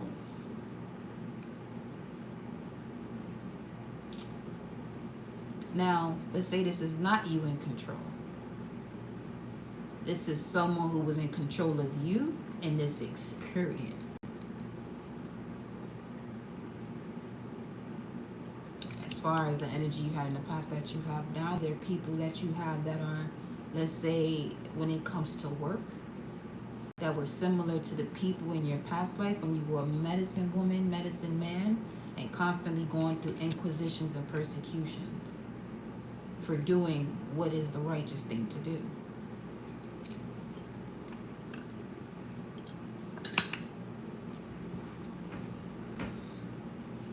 Man, this thing gonna make sense for whoever this is gonna make sense for. At this point, child. Hold on. You have to balance this thing out.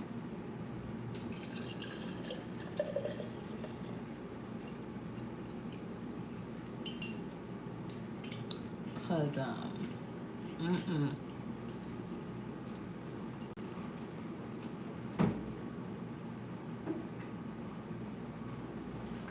I forgot I have black on over me.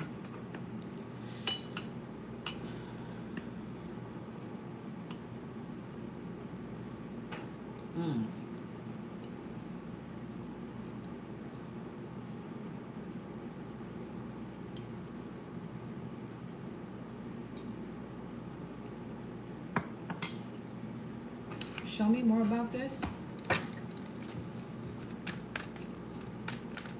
What about the karma that needs undoing? Why did this show up? Why did this show up? The moon. First and final quarter, 8 of Cups. Why did this show up? Because it's time to walk away from what no longer serves. That's Saturn and Pisces right there. And then speaking of the feet, either you do have Saturn in Pisces, or whenever you're holding on to something, something occurs with your feet. Your feet gives you the sign of when it's time to walk away from something that no longer serves you. Ace of Swords, the woman with the rose, 2911, 711, baby. 715, yes, baby. Yeah, yeah.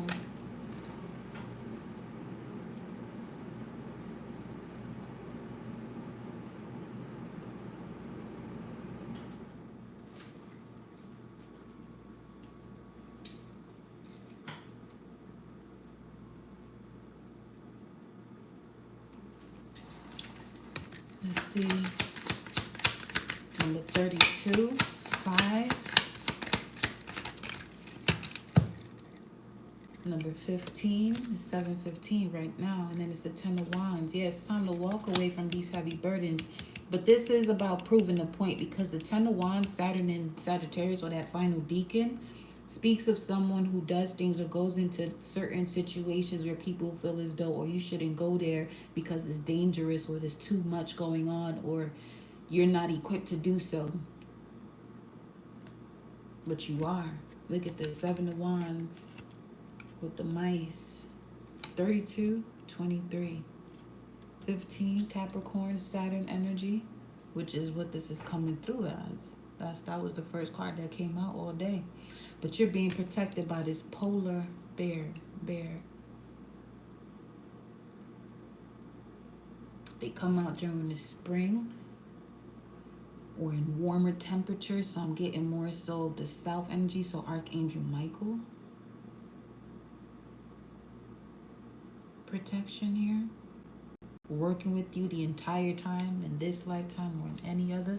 Okay, as because I said that, now we can go to the occult deck. Let's go to the occult deck to see something here regarding Cancer energy too. The home.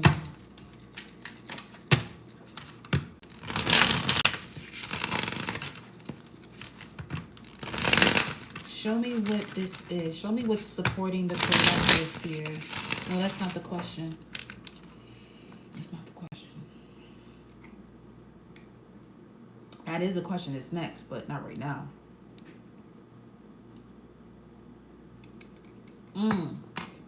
So, because we mentioned Archangel Michael, this is speaking about the celestial realm. So, what energy from the celestial realm is still attached to the collective that they have this challenge and battle with? Show me.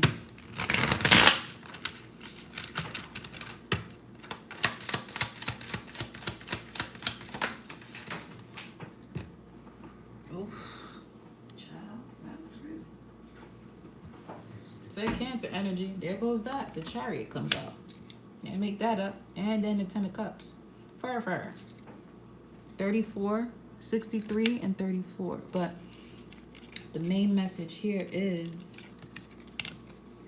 the sower of discord, slayer of men. We just said that. Man eater. Slayer of men.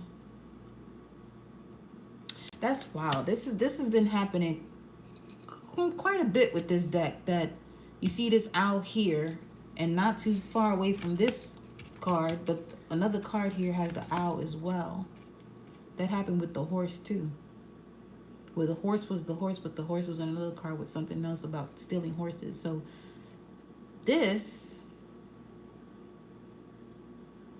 is about what the Anunnaki message was. People smart enough to follow instructions, but not to rebel. You could have been someone who has rebelled, and you have people in your lifetime today, the challenge that you're overcoming when it comes to work, who get, who feel, what's the word? Intimidated. You don't even have to say anything. It's just there's a connection between you and this energy from a past life that they are naturally intimidated by you. So they'll give you hell, especially if they're in a position of power. And for others, if you're on that other side of it, let me tell you something, you better change it. Change that shit. Page of Cups, Ten of Cups, Page of Cups. For some of you, this could be a lover, because the Two of Cups is right under this. For some of you, this energy here about someone who wants you to follow instructions but not rebel is an actual lover. But they have a way of doing it, manipulating the situation to keep you stuck.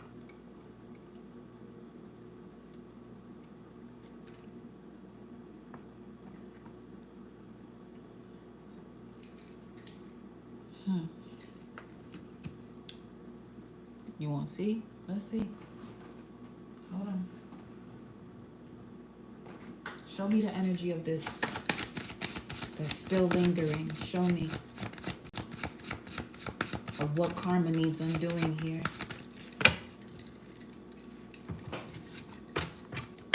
Someone definitely took somebody out, though, in another lifetime.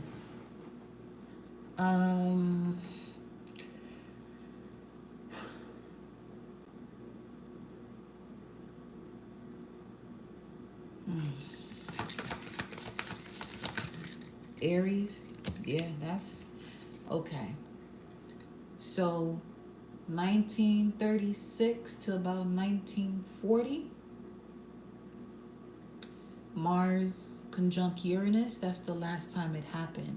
Now that Mars, spiritual warrior, the fighting spirit energy, with Uranus, the rebel, those two conjunct, that is not the day for anybody, which is happening Sunday and more so Monday. That's why 7:15 showed up even more. To be aggressive. This not the day, literally, to be someone who has road rage, because it can turn into something. It's just not what anyone wants to experience, especially with this energy coming through here this way. So with that being said, there's a way to utilize that aggression and turn it into a power where it doesn't harm you or anyone else. And if you are someone who's planning to be in a crowd Sunday, Monday, just not this not about instilling fear. No, it's just more so about if you feel that if you were supposed to go somewhere and you get this edgy feeling as though I don't feel as though I want to go, trust that. Because it may not be a situation that you're involved in, but the energy around when it comes to other people, this is a vibe of the wrong place at the wrong time. Because this here, someone is going to be extremely agitated about someone who feels as though they have control over them, and that person that's in control expects someone to not rebel. This is when that energy will rebel. With Aries coming out here, someone's going to stand for their truth. Not saying don't stand for your truth, but assess the situation when it comes to this coming Sunday, the 14th and 15th of July. Even if you watch this later on and it's months ahead, and you're wondering about a situation, what was it that put you in this cycle? If there's a lesson that you were supposed to learn and you didn't, it could have something to do with this upcoming energy, okay? Yeah, 8th house, deep, intense emotions, share resources for some of you. This could be with the partner. You got the sword and the ring. Someone's going to receive truth here about a higher level of commitment. With this, what drew my attention and I paused that way was the butterfly. So this is going to work out for both. If the situation is assessed from a higher mind, okay? Let's continue. What is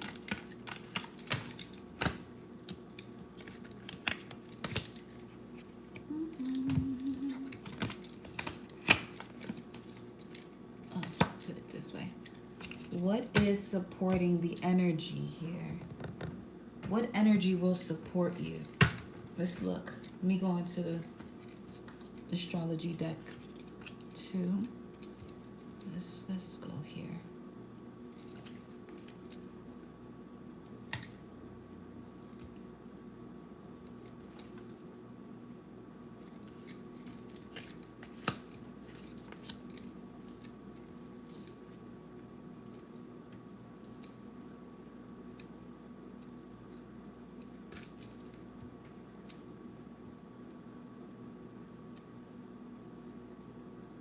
Oh, when that moon and Virgo on my ass kick in, this is what happens. Okay. Let's see. What energy will support you when it comes to a past life lesson? What energy will support you? Let's see. Of course. Oh, I love to see that. Oh, yes. Whew. And then 2nd house is at the bottom of the deck. Your assets. What is that? Finances and the things that you value. The area of your life when it comes to your healing power, empathy, and ability to teach or learn remedies. That is official. Oficial, coño, no joda. Espérate, hold on, yo. Yeah. Somebody received the time that they've been looking for. Because again, I'm noticing how often that's happening when I'm saying that. Give me 1 second. Well, more than that. Hold on. I'll be back.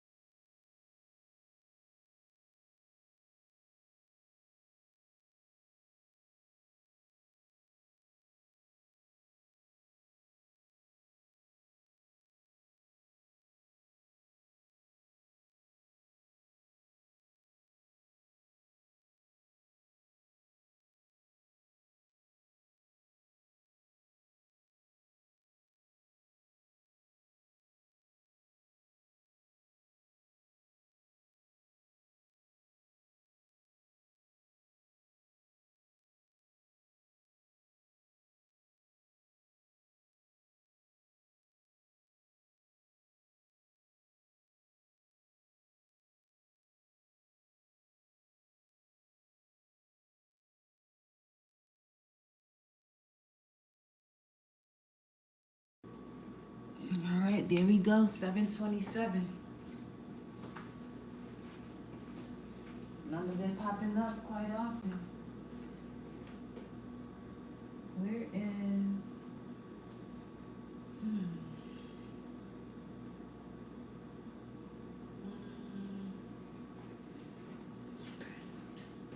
let's go here. Let's go about it this way. Ooh, ow, really? Hold on, boo. Ring the alarm.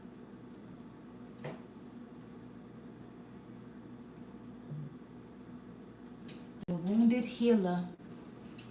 The wounded healer.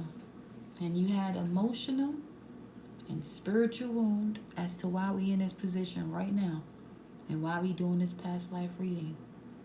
And Chiron, the wounded healer, comes out when it comes to the energy that will support you. So look into your Chiron placement. Look at the aspects. Do your homework so you have an understanding as to what's going on. Look at your Chiron placement and what's in your 12th house. So what governs your 12th house? And do your homework, because you'll be able to, you know what I'm saying, gain clarity about this. Because for some of you, until you do that, your money's going to be fucked up. Your money is connected to that. And money is Venus. Money is a feminine energy. Because money, what does money do? When you utilize currencies, it gives you more. What does the woman do? You give her seeds, she multiplies. Same difference. Same difference. You know what I mean?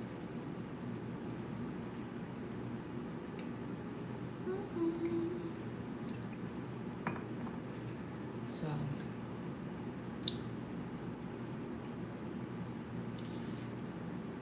on a collective tip, how does Chiron help the collective?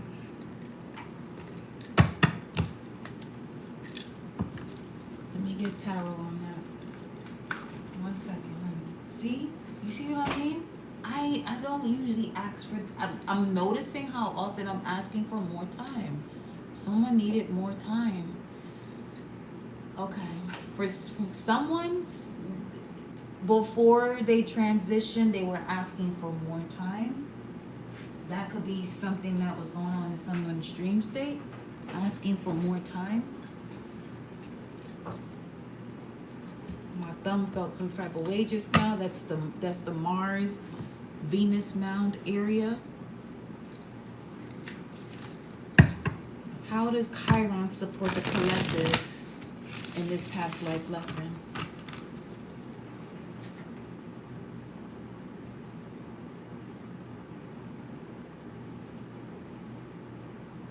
And you know what though? It's definitely in Aries. And Aries came out. So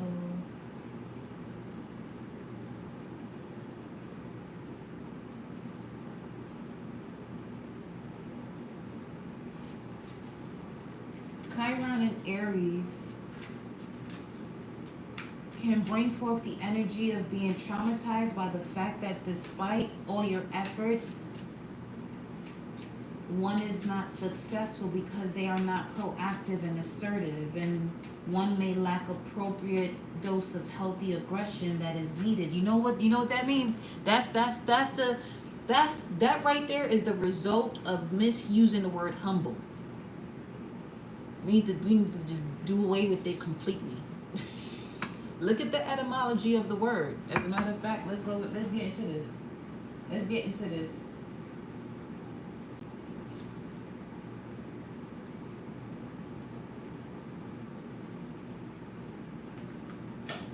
Some of y'all being too humble to your detriment.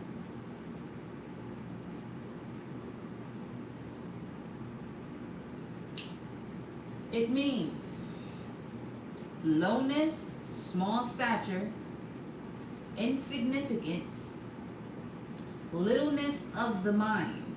When you really look at the true meaning of the word humble,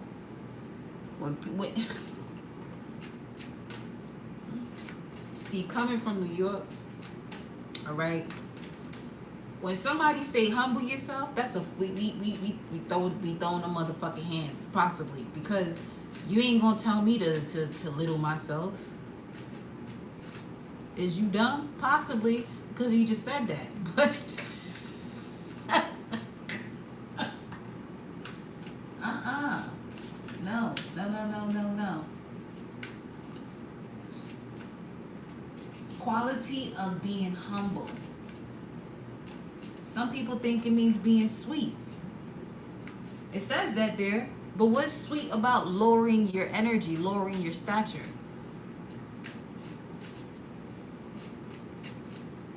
Ain't nothing sweet about that shit. Respectfully. Ain't nothing sweet about being insignificant. And you know you are all that you are. Alright? So let's really make this make sense. Chill, cause humility is a noun. Person, place, or thing. So are you insignificant? No. This is the school of let's get this shit the fuck together. Okay? This is the school of let's get this shit the fuck together. And now. Not tomorrow, because all you got is now. Right now. How is Chiron supporting the collective? The star, which means that represents healing. And the Ace of Pentacles. Oh shit. With the page too? Oh, with the Page of Wands. So some of y'all about to receive. Once you go through this healing energy, become the wounded healer, which means now, okay, because that's a centaur. Once you see situations for what it is, you'll heal. Some of y'all are really neglecting the fact that, all right, you get all of these visions, dreams, premonitions about what to do. And then right thereafter, you are presented with the scenario in your physical realm as to what has to change, but you don't change it. Why don't you change it? Why? I'm hearing fear, but why? Fear of missing out. Five of Pentacles, being left out. For some of you, you have to get over that fear because you're supposed to miss out on something that's not yours. And it's not, if it's not yours, then you're not missing out because you're here to create more than what you think you're here to be a part of. Why be a part of something where you can be whole and doing everything that you want to do for you? The Magician. This what came out earlier. As far as what are your greatest challenges then and maybe now, was the Magician and the Hangman is holding back from the way you can actually manifest the life that you want. You are the wand of the alchemical process. You're here to live through your inner vibration. For some of you, you're literally a manifesting generator. So with that being said, you're literally the person that's out here to start things but not finish them. Some people come at you because you start stuff and you don't finish it. If you're a manifesting generator, that's really how you're set up. You're the one who gets things going. You don't have to see it be completed. Get into that human design. And for my fellow projectors, you start seeing what you got to see.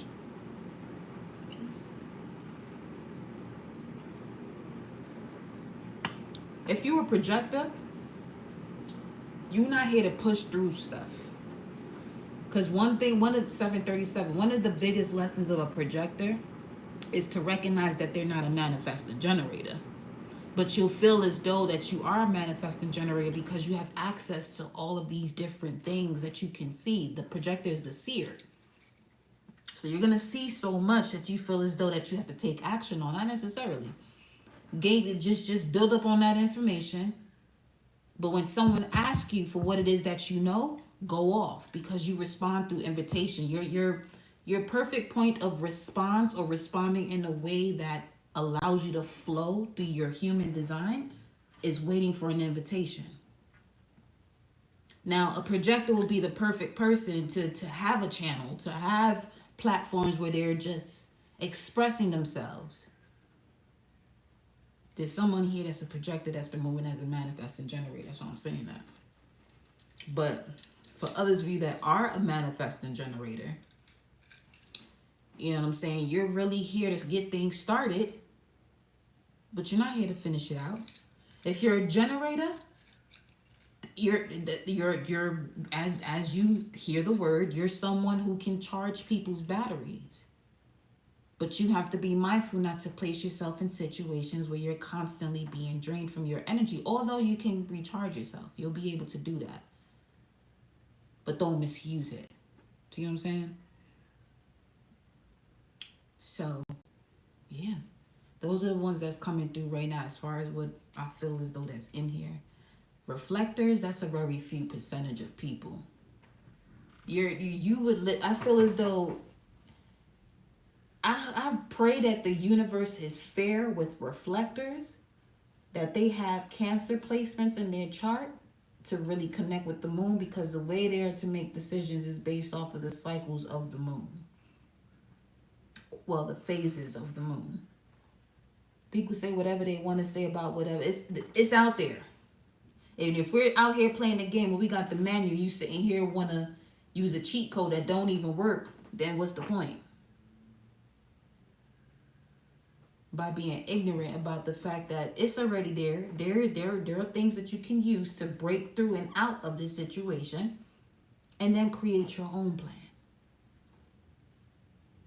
Or while you're doing it, create your own plan. But yeah, so Chiron, I almost said Saturn, is helping you break through these obstacles and challenges so that way you can heal these wounds, literally. Someone is coming in, a bearer of great news, which is actually going to be, I'm seeing the Wheel of Fortune now, the reason why you leave the situation that you may have felt that you would have a fear of missing out. Or someone may do something that you was holding on to that basically is the final straw. Show me the Five of Pentacles. The Hermit. Huh. We've been saying that. It's time to go into hermit mode. Because in that lantern is the star. That's here. You have to go within. This is your shadow. Your shadow sees your higher self all the time. But when they become one, it's the clearance of the subconscious mind. In the Rider-Waite deck, I was reading something where it was mentioning that in the moon, that silhouette of the face, and if you look at it clearly, it's the hermit. And that silhouette in the moon card of the Rider-Waite deck is actually the hermit's face. So it's a representation of being able and accepting one's dark night of the soul to become balanced with the light and the dark. What's the Hermit? Queen of Pentacles. Oh, yeah. Telling you, these cards come out fast. Knight of Swords. Both Mercury energy. The brain is instructing the body. The brain is instructing the body here about how to move forward and quickly. But this is Mercury too. Wow. It's a lot. That's 3 Mercury cards right there. This is Mercury and Sagittarius. That's Mercury and Sagittarius.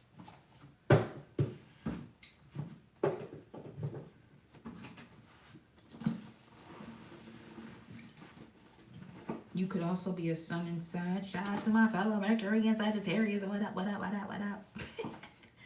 Depending on your sun sign, Mercury could be the same.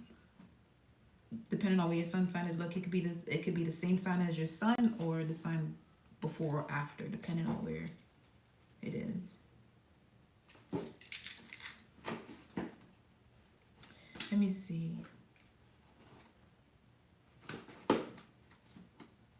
Because Mercury and Sag, that's you're able to visualize your visualization. So this is even more so of that manifestor generator or manifestor energy, where you're able to really visualize and bring things into fruition through visualization, or whichever two. But the fact that this Eight of Wands is coming through here, that's why I'm picking up the I see and the I think energy.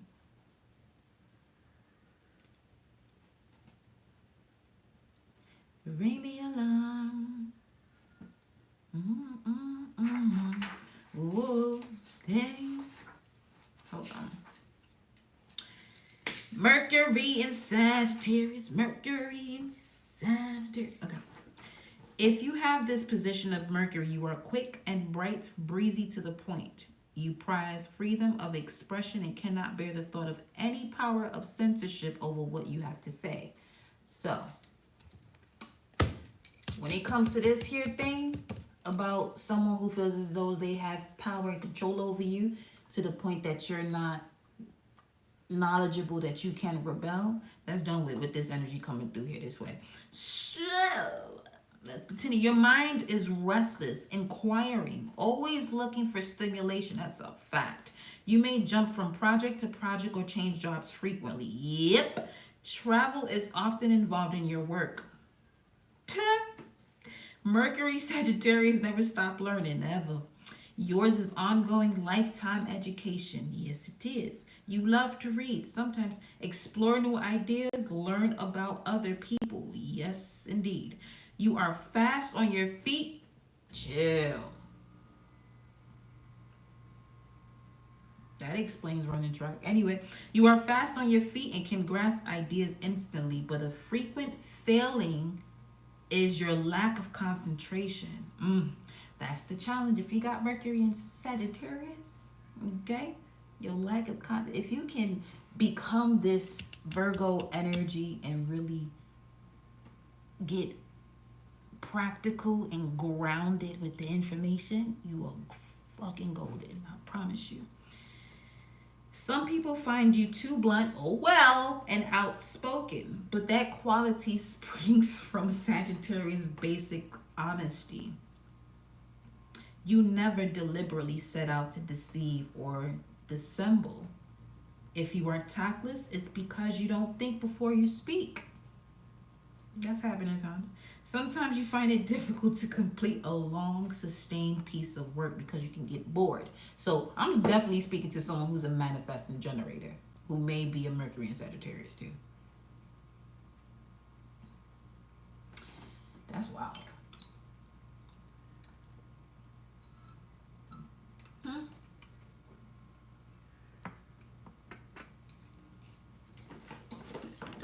That's intriguing. Very intriguing. So, you know what? I'm also going to do Mercury in Gemini because I'm seeing here the Hermit and the Knight of Swords. I want to see Mercury in... Anybody in here want to know about a specific energy in their chart? I'll read it to you so you can know. So you can know. Okay? Well, your Mercury placement, because that's what we on right now, because Chiron is helping with your Mercury placement. All right? And what just happened? Oh, I got this. Oh, my heart just fluttered. It feels nice. Feels amazing. Hold on. And then I have the nerve to have Mercury in the 5th house. Mercury is all about thinking, but it gives it the opportunity to be so unconventional in the 5th house where it can feel. So I can feel people's thoughts. I literally can feel the way people think. 747, so you know I'm not bullshitting. Especially if you're on Central Standard Time. I can feel what people are thinking. This is why when people ask me about it, don't ask me no questions. You know why. You know exactly why. Don't play with me. Don't play with me. Okay? I love you too much, but I'm going to exit stage left, right, up, down, center, whichever direction I can exit. I'm out. I'm out this bitch. Okay? I'm leaving, cause you ain't about to play with me. You ain't about to play with me now. No. Go play with your mama titty. Don't play with me. Mercury and Gemini. If you have Mercury in Gemini, it's hard to pin you down. Shit, then. You have a quicksilver duality to your mind. I want to talk to somebody who got Mercury in Gemini. I really want to see the way you communicate. That's usually a Gemini sun. But a Gemini sun that's high vibrational because, you feel me? Anyway, you tend to change opinions quickly based on the latest news you're listening to. So this is where we're not going to have a conversation because I don't do the news. Okay. You tend to change opinions quickly based on the latest news you're listening to. You often hold down more than one job or work on a number of projects at once. I love to hear that. Because if you have Mercury in Gemini, when it comes to this energy of your past life and what you're overcoming now, when it comes to your abilities and your status in the outside world, you may be surrounded by people who see you do multiple things at different times and feel as though that you're not secure. This is why I'm saying this is giving strong manifesting generator energy. Some of you may be around people as a manifesting generator where they're telling you, oh, you need to settle down, you need to pick one. No, you're not here for that. You're not here for that. You're here to get something started and keep it moving. Go to the next project. But until you know that, you're actually going to be blaming yourself for not doing something that you feel as though someone else told you that you should be doing. This is what I'm speaking of when I said, is your belief your knowing? When I say you're knowing, do you know yourself? Do you know your human design, your galactic signature? Study your natal chart. There are a lot of different blueprints that you can utilize and bring together and really build you, the true you, not based on what somebody else is saying because that's their belief and it's a belief that they don't know because they don't know themselves. Let's continue. Extremely quick, versatile, interested, or intrigued in the world at large. You live mostly on a mental plane. You must have facts and information. What you want is to know. You are good at languages and math and love to read, study, travel, and talk to new people about what you think. However, because you have such a variety of interests, your grasp of knowledge tends to be superficial, depending on who you speak to. You always know a bit about everything, but sometimes not a lot about anything. Balance it out, all right? Mercury and Gemini. You are clever enough to conceal this and to give a marvelous impression of being well informed. Another problem is your lack of stick to intuitiveness. What? Stick to itness. Anyway, at times there is a distinct lack of order in your life. You would make a wonderful debater, public speaker, or actor. Do we have anybody in here that's a Gemini sun with a Mercury in Gemini? Or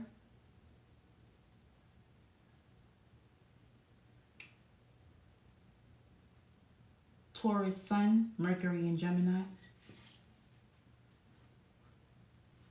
Cancer sun, Mercury in Gemini? Because this is you. Well, I just saw Angelina Jolie just pop up.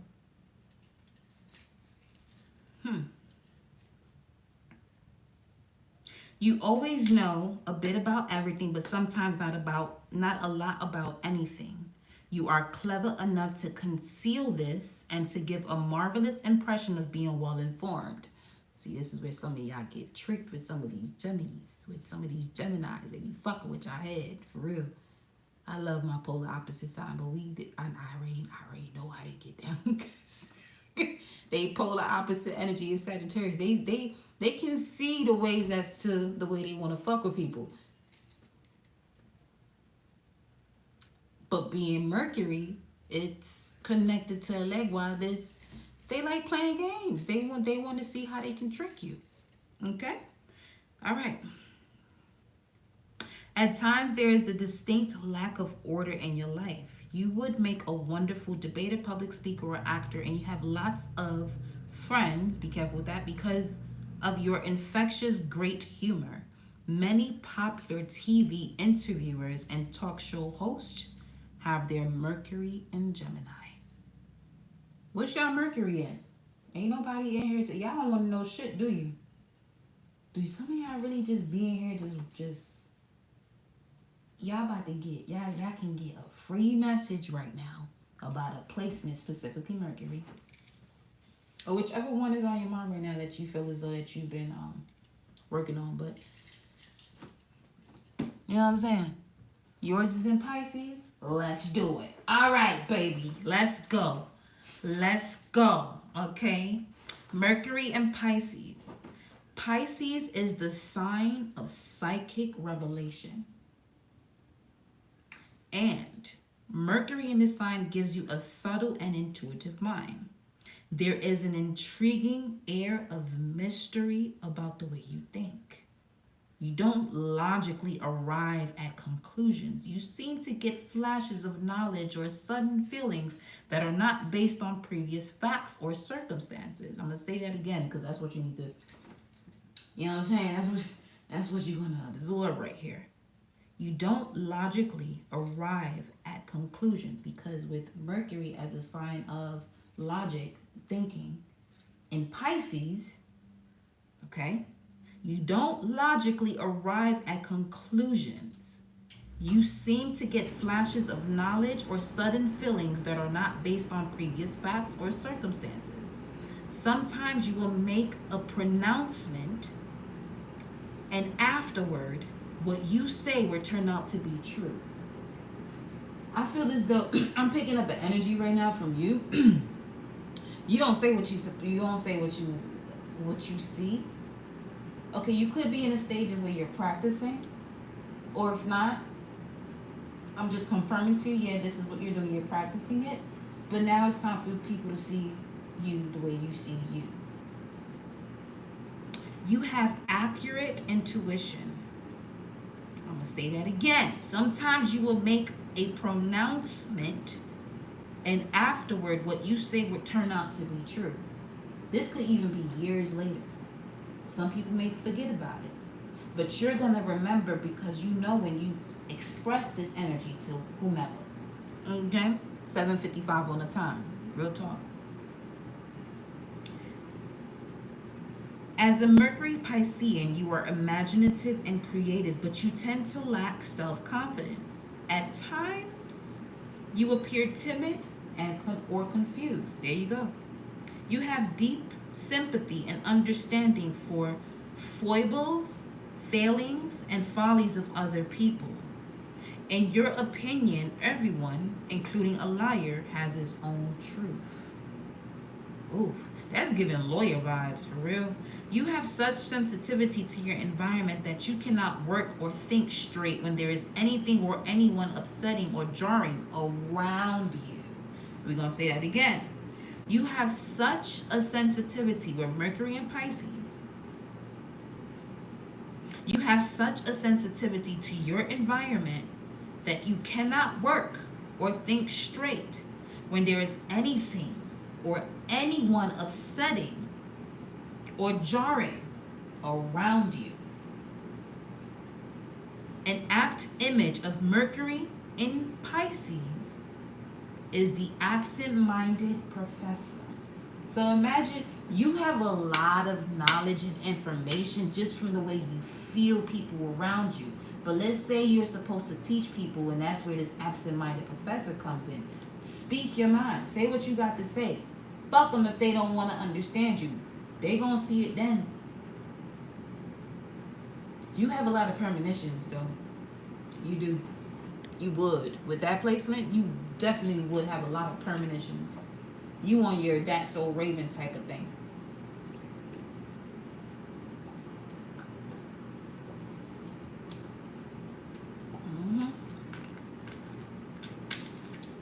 Anybody else?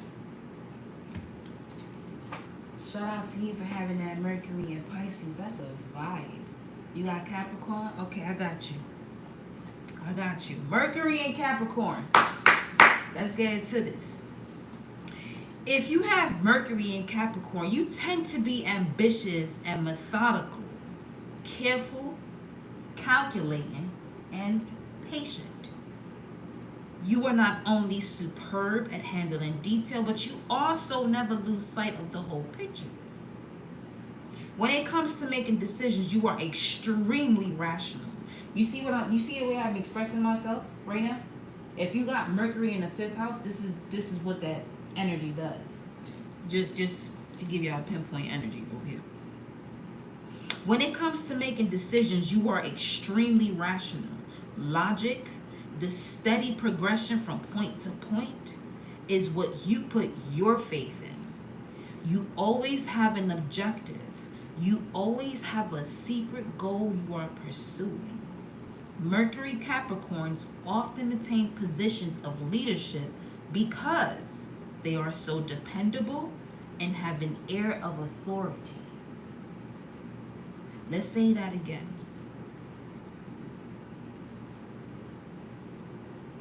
Mercury Capricorns often attain positions of leadership because they are dependable and have an air of authority. This is evident even in very small children who have Mercury in this position. A problem you have in relating to people can be your dictatorial manner. You also tend to have a disapproving air about foibles and frivolities of others.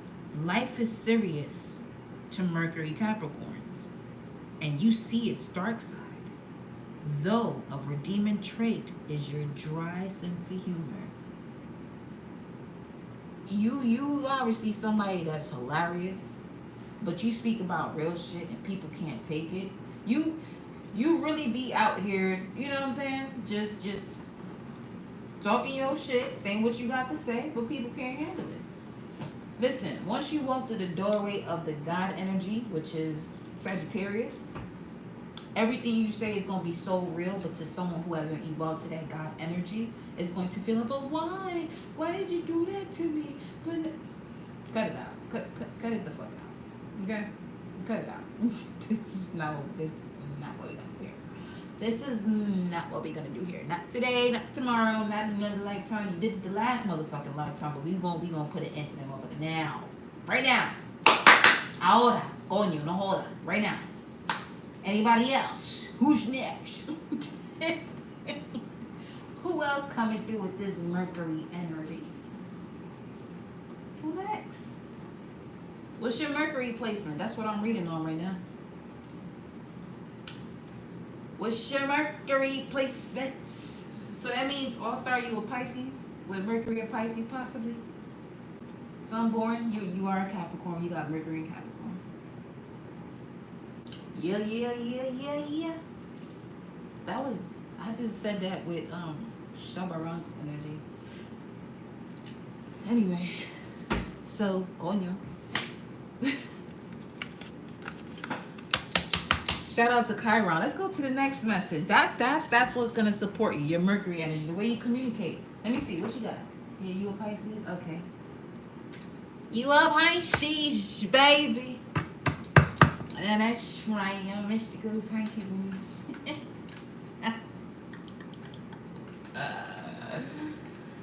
Yes, we got the Pisces, we got the Capricorn. Shout out to y'all. Blessings and love, y'all. What's next? What will help you grow? Oh boy. Oh boy. What will help you grow? Astrology deck, once again. What will help you grow? Blessings, love. What will help you grow? It's 8:02. It's looking as though it's 5 o'clock outside still. Sun is bright. What will help you grow? This is specific. That's a lot. Chill out. What will help you grow? Got too excited. Oof. Perfect pop. Your 5th house. Oof. Let's get it. Let's get it. Let's get it. Where you have fun romance, and create things you are proud of. With Cancer at the bottom of the deck. 1 second, hold on.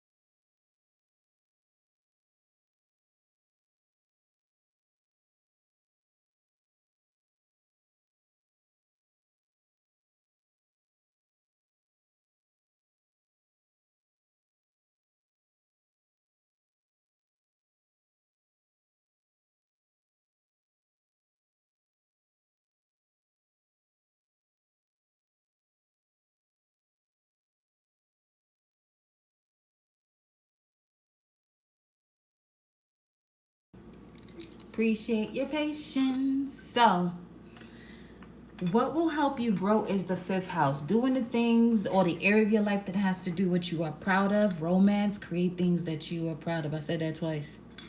Okay. Where you have fun. Romance, create things you are proud of. So, love is going to help you grow. I mean, that's why Saturn came out initially with the seventh house, because it put you through challenges when it came to partnerships for you to balance out the way you see yourself by growing through confrontation with other people that reflect you. Woof. Winded.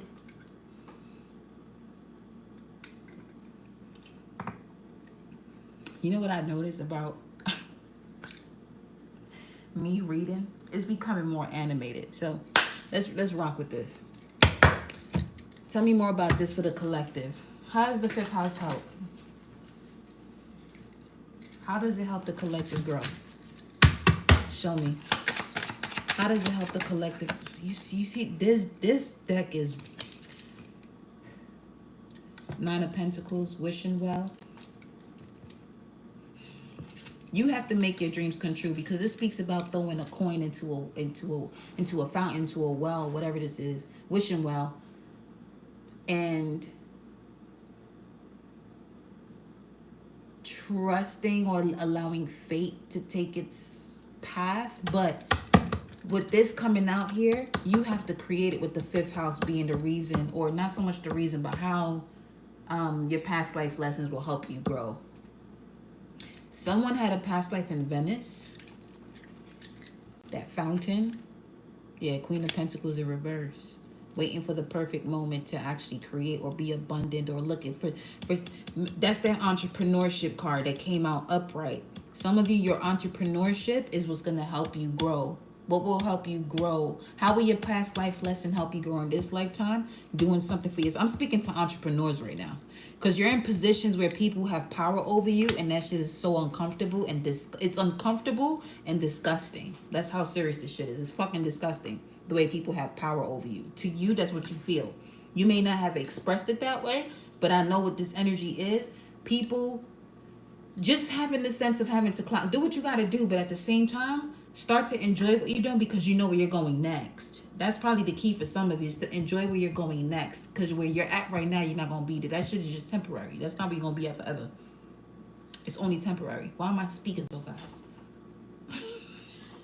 What the fuck? Okay. Because it's all that Mercury energy that I just tapped into. I love it. Anybody else got a Mercury placement they want to talk about? But nonetheless, we might even have to look at Mercury in Cancer, because that's Capricorn. We're gonna look at Capricorn and Cancer, because we need to see where is Mercury at now. How about that? How about them apples? Ooh, that is sexy than ever. Mercury is in Leo. Yes.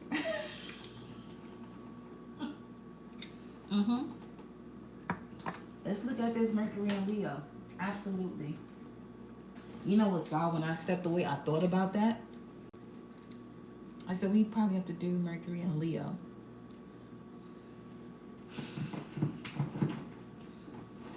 I just be living my life because I can feel the cosmos. But when it's time for me to look at it, it's usually on point as to what I'm feeling.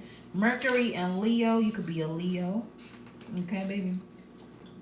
Mercury and Leo bestows a gift for eloquence and a skill for leading others. You know what I've noticed about Mercury and Leo? They are hilarious.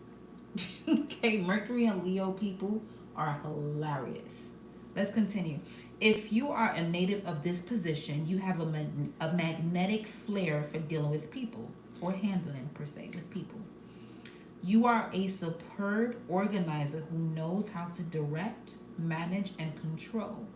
It's true that you can be boastful, arrogant, and bombastic. Telefantastic. Okay, that's not what it says, but that's what that said. It's true that you can be boastful, arrogant, and bombastic. And if things don't go your way, your fiery temper may ignite. But basically, you have such a kind heart and sunny disposition that people usually forgive you. Ooh, I can see how that energy could be manipulated very easily. But you won't even see it coming. You won't even see that manipulation coming because it's so enticing that, yeah. Even that's Mercury in the fifth house too, though. It's kind of similar. That's crazy. There is a showy expansiveness to your outlook. Though you would rather play than work, you are determined to be successful. You have great enthusiasm and sometimes get so caught up in a project you ignore everything else. People with Mercury and Leo are in love with the theater and the performing arts and are the happiest when they are on display. For some of you, this is, yeah, social media moguls, models. I mean, real models, not just social media models, but legit models that social media becomes the next thing. All right. Creative fields attract you. You resent tedious work.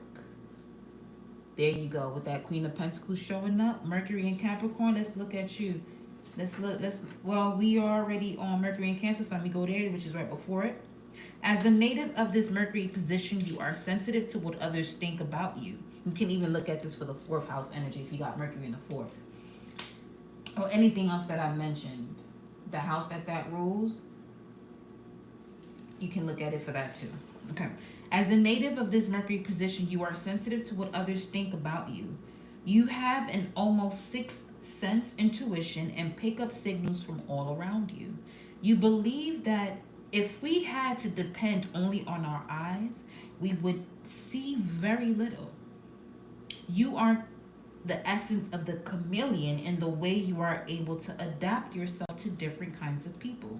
This does not mean you don't cling possessively to your own ideas.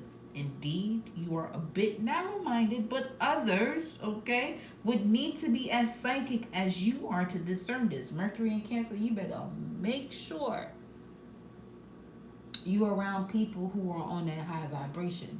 Because for some of you who are Aries, not Aries, it could be an Aries for some of you that are dealing with that you need to handle. Some of you may be a Sun in Cancer that have a Mercury in Leo. If your birthday is in the later parts of Cancer season, you may have a Mercury in Leo. Okay? But with the Mercury in Cancer, you need to be mindful that you are connecting to people who are at that higher vibration. Who knows, yeah, your psyche is well active. Because if not, some of you may be struggling through certain partnerships or situations because of that. Or if this is not you, some of you who are in here have people who got this placement as they are Cancer, Sun in Cancer, and Mercury in Cancer. They could be going through this type of situation where, let's say, y'all two that was in here, Pisces and Capricorn, you can sense a lot of shit about people that's going on around you. That's why when I meet people, when's your birthday? That's the first thing I'm saying. How old are you? When's your birthday? Because you got the year and the day. I don't need to know your rising sign. I'll know everything else from that. But if you want to get real technical, if we're going to get close, what time were you born? If you can't tell me that, It's not that I'm gonna cut you off, but at the same time, if you know what I do, why would you be around me? You feel me? So some of y'all is on some know what you came here to do. You know what I'm saying? Own up to that, live that. And if people get uncomfortable with who you are and what you do, chuck that deuce. Exit stage, left, right, up, down, center, then between all that other wherever you can go, poof, be gone. Just leave. Just leave. Okay. All right. On the surface, it is not evident you maintain a charming social face. What is it?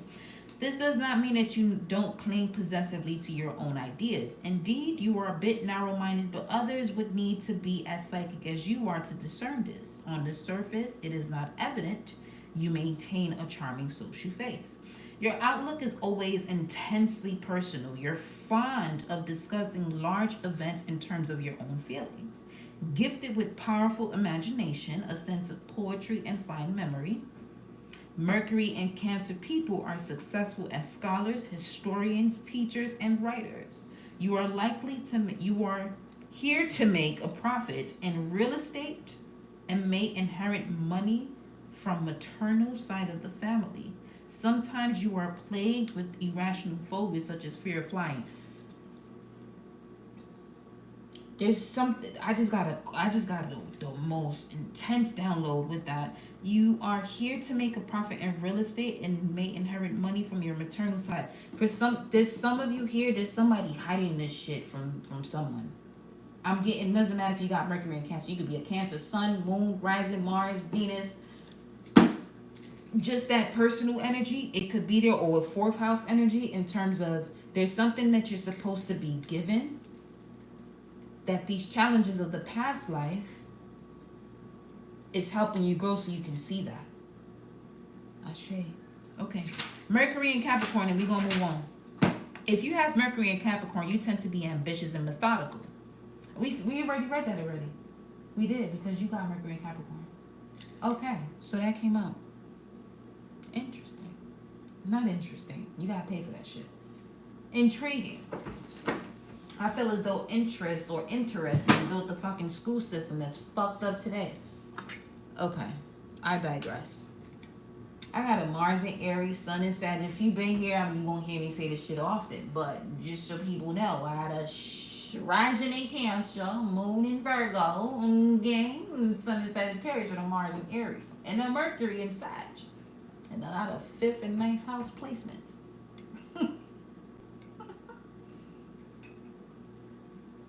So I'm going to feel and see. And I'm not afraid to speak my mind. Can't nobody do anything worse to me that I experienced in the past life. At this point, with the South Node in Virgo and the Moon in Virgo, I have a clear understanding, understanding, and overstanding of what the fuck going on here today. That's why I chose to come back now. Y'all hear me go off the way I go off? When y'all see me go off, or when y'all hear me go off, or whatever, see, hear, whatever you do. But next message. What energy are you stepping into as a result of these lessons? What energy are you stepping into as a result? Oh, baby. Come on with it. Y'all ready for this? Y'all heard my little spiel just now. Not even little. Ain't shit little about me. People mean anyway. Ain't shit little about me. That's that humble deception. The golden ratio. What energy are you stepping into as a result of these lessons? The golden ratio. You think this shit is a game? You think it's a game? Stop playing with it. Stop playing with it. I said, source, I'm coming from the Bronx this time, so I don't have to give a fuck. Okay? One thing about me, I'm always going to be me. Whether if I'm 60, 70, 200. You feel me? I'm gonna be me. You don't like it? It's because you lied to yourself. You don't even know yourself. Because I don't, that like shit. I used to use it. I ain't doing it no more though. Because that fucks up your mental. There's so many words or spells. This is disgusting at this point. Golden ratio is the self-simulating fractal spiral sequence that is mathematically and geometrically found everywhere in nature. It is an irrational number and is represented as phi. Numerically, it is the sum of two numbers that precede it. So the sequence is 0, 1, 1, 2, 3, 5, 8, 13, 21, 34, 55, 89, 144, etc. It is known as nature's secret code. That's where Lord Shiva comes in. Natural order. Or nature's universal rule. As the divine connected proportions of the golden ratio concludes the small is to the large as the large is to the whole. Yeah. The governing pattern of the golden ratio is found everywhere in nature, including harmonics, art, shells, flowers, leaves, architecture, weather patterns, tree, plant, animal, human biology, and spiral galaxies. The golden ratio has also been discovered on a nano and subatomic scale in solid matter. It is said that some extraterrestrials use the golden ratio spiral sequence symbiotically with higher consciousness for the propulsion energy of their crafts to navigate interdimensional time travel. Other meanings of this card have to do with beauty, art, music, nature, maths, numbers, patterns, the weather, going with the flow, design, architecture, life unfolding naturally, not forcing anything, being present here and now, and blessings. But on the reverse end of that, cabin fever, not present, living in the head, trapped in the past, thought, constantly on the go, anxiety about the future.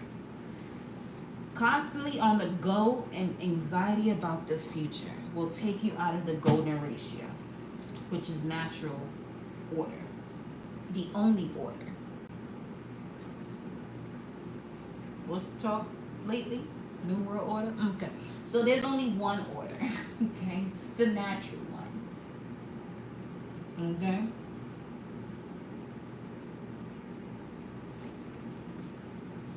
There is only one.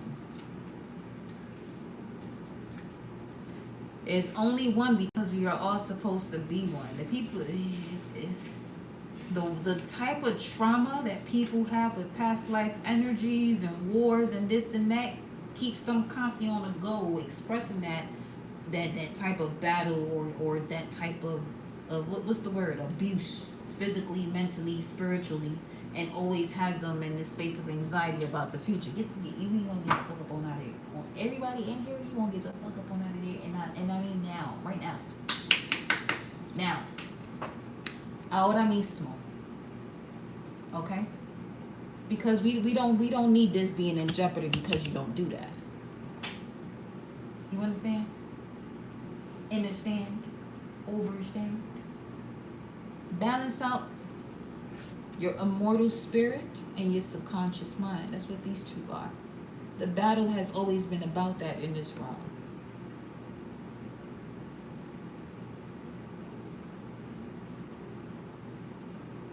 Speak to y'all in an animated form, but I'm really not from here.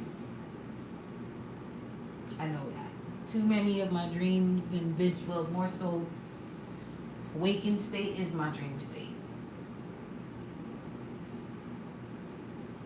For some of you're there's certain things that you are seeing in a dream state that are actually premonition before it happens. I've been picking up a lot on that energy where there's an increase in the number of the collective that are having premonitions now. Because the way my visions come in is based off the collective and where the collective is going. on what they're ready for. But at the same time, when it's just me personally, it's a different state that I go to. I don't have to go to sleep for that though. When it comes to the collective, because the collective majority is sleep, that's where I go and find out the information.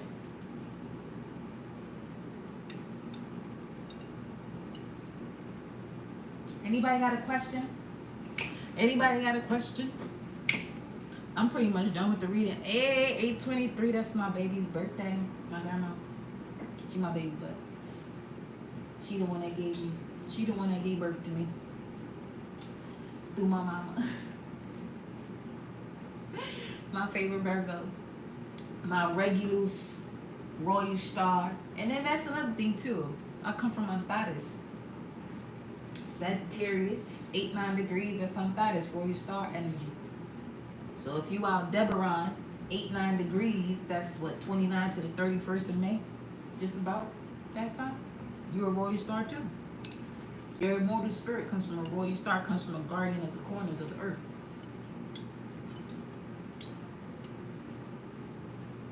Mine is in the heart of the Scorpion.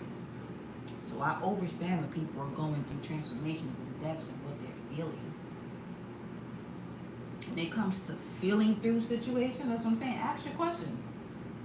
What you want to know that I can assist you with. I'm here for it. Na na na na na na na na. Why am I singing that song? That was random.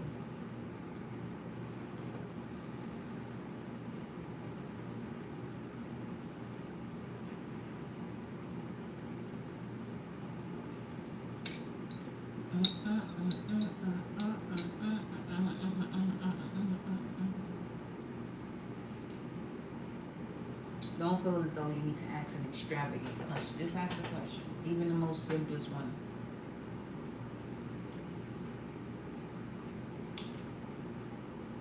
How often you fast? Great question, because it seems to me intermittently, daily, I only eat when my body feels it wants to eat, not based off of it's the rising or it's lunchtime or it's the evening. No, I go based off of my system. But even when, let's say, the stomach begins to grumble, there's times I still don't want to eat, but I'm aware of that. That is just let it be. It's just burning off energy. Intermittently is daily. It'll take me a while to consume something from the time I rise up.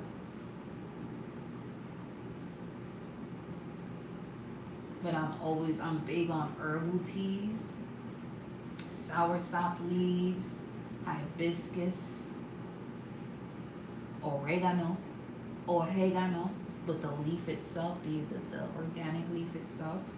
So I'm big on herbal substances. So I would say daily.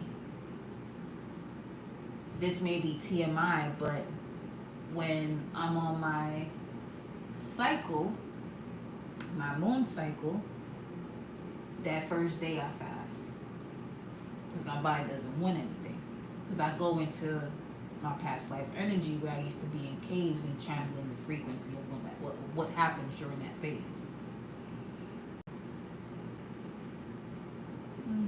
Great question. How often do you fast?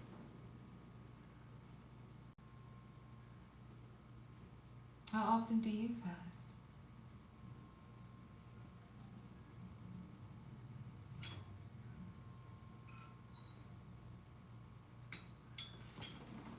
Feels similar. I eat clean, but feel just need juices. Yes.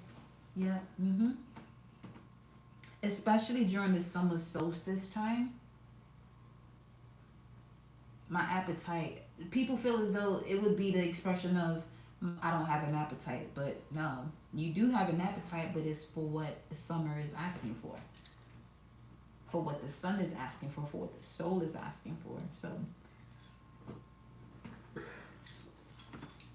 yeah, feel slightly overfed. That too. Yep. Yep. Because one thing I will tell you all, as far as the men, when it comes to, let's say your preference is a woman, because everybody has their own preference, you know what I mean? So let's say your preference is a woman and she's approaching her cycle 2 weeks before that, just know she gonna eat more than you. However, I'm saying that to say, be the person that assists that woman, that goddess, if she doesn't know that she's a goddess first and foremost, to utilize that energy and that time to consume the most healthiest meals. If they're gonna consume all of that food, make sure it's things that are from the earth. Healthy stuff. That that entire cycle of a woman going through that process is no joke. It's very alchemical when done correctly. I just felt water go through my ears.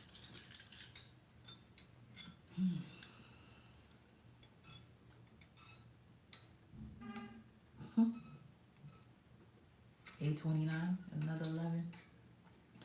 So that other reading that I did, y'all, when we was talking about 620, well, when 629 came out multiple times, I went for a walk. That's the first thing I saw on a license plate, 629. That's 611. So some of you may want to look back as to what occurred 611, which is a month back.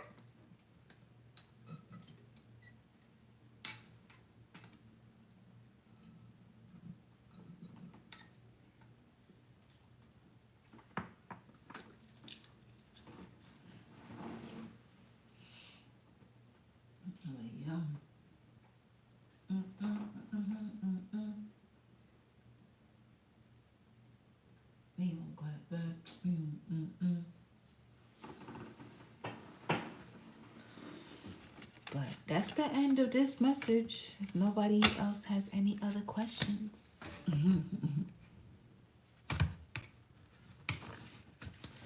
Y'all are loved, adored. Okay.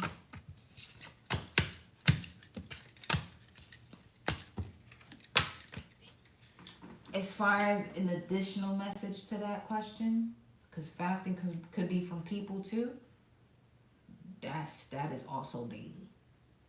That is also daily. Like, not like, but I'm really the type of person that I do not play with my energy and my mindset, my vibration, my verbiage.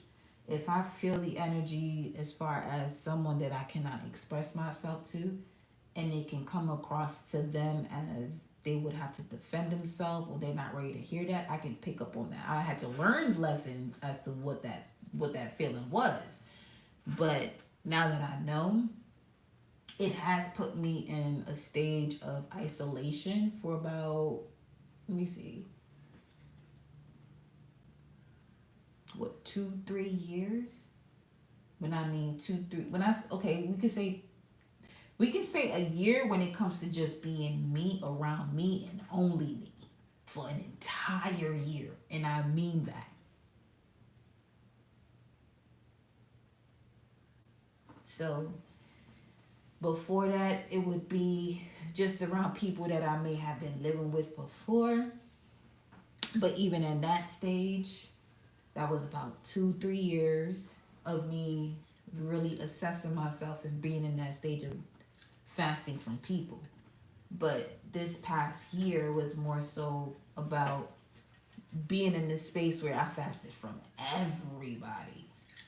So my energy did rise up to a different frequency, and I can tell the way it changes the way I express myself about certain knowledge that I have. Because depending on who's around me, I won't say certain things because I don't want anyone to feel offended by that. But respectfully, now through that stage of fasting from certain people for that year, respectfully, I don't give a fuck about what anybody thinks. I would rather you take the information when you're ready to apply it, but don't come for me because I'm too much of in a position of you're gonna have to deal with that by yourself, not with me, because it's not going to affect me. So that energy has to go back to where it came from, which is why I mean I'm very big on energy, because what someone puts out there in terms of the way they feel about a certain situation and they're not comfortable and someone absorbs that, see, I'm not the one to absorb it, which is why a lot of people have been falling off the radar away from me, because I'm not going to absorb what you're not ready to take in. I'm too much of a sage for me to be around you and to absorb that in a way that it affects me, because it's not going to, because I know better than that. So because that energy doesn't have anywhere to, you know, doesn't have the tool to incubate, it has to go back to where it came from. But it's going to come back even stronger. There has been so many people I've been connected to that I'm no longer connected to, that literally, what people will say, fell off the face of the earth. They fell off the face of the earth when it came to my physical reality. And that's okay, because everyone is on their own journey. You know what I'm saying? So, yeah.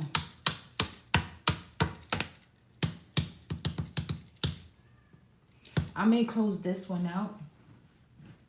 Not that I am. And do another one, because I want this just to be what this is, because I don't want to mix it with another energy. But other than that, my loves, I love y'all. I appreciate all of you. I love you. Have an amazing, bountiful evening. Mwah. Ciao, baby. Talk to y'all later.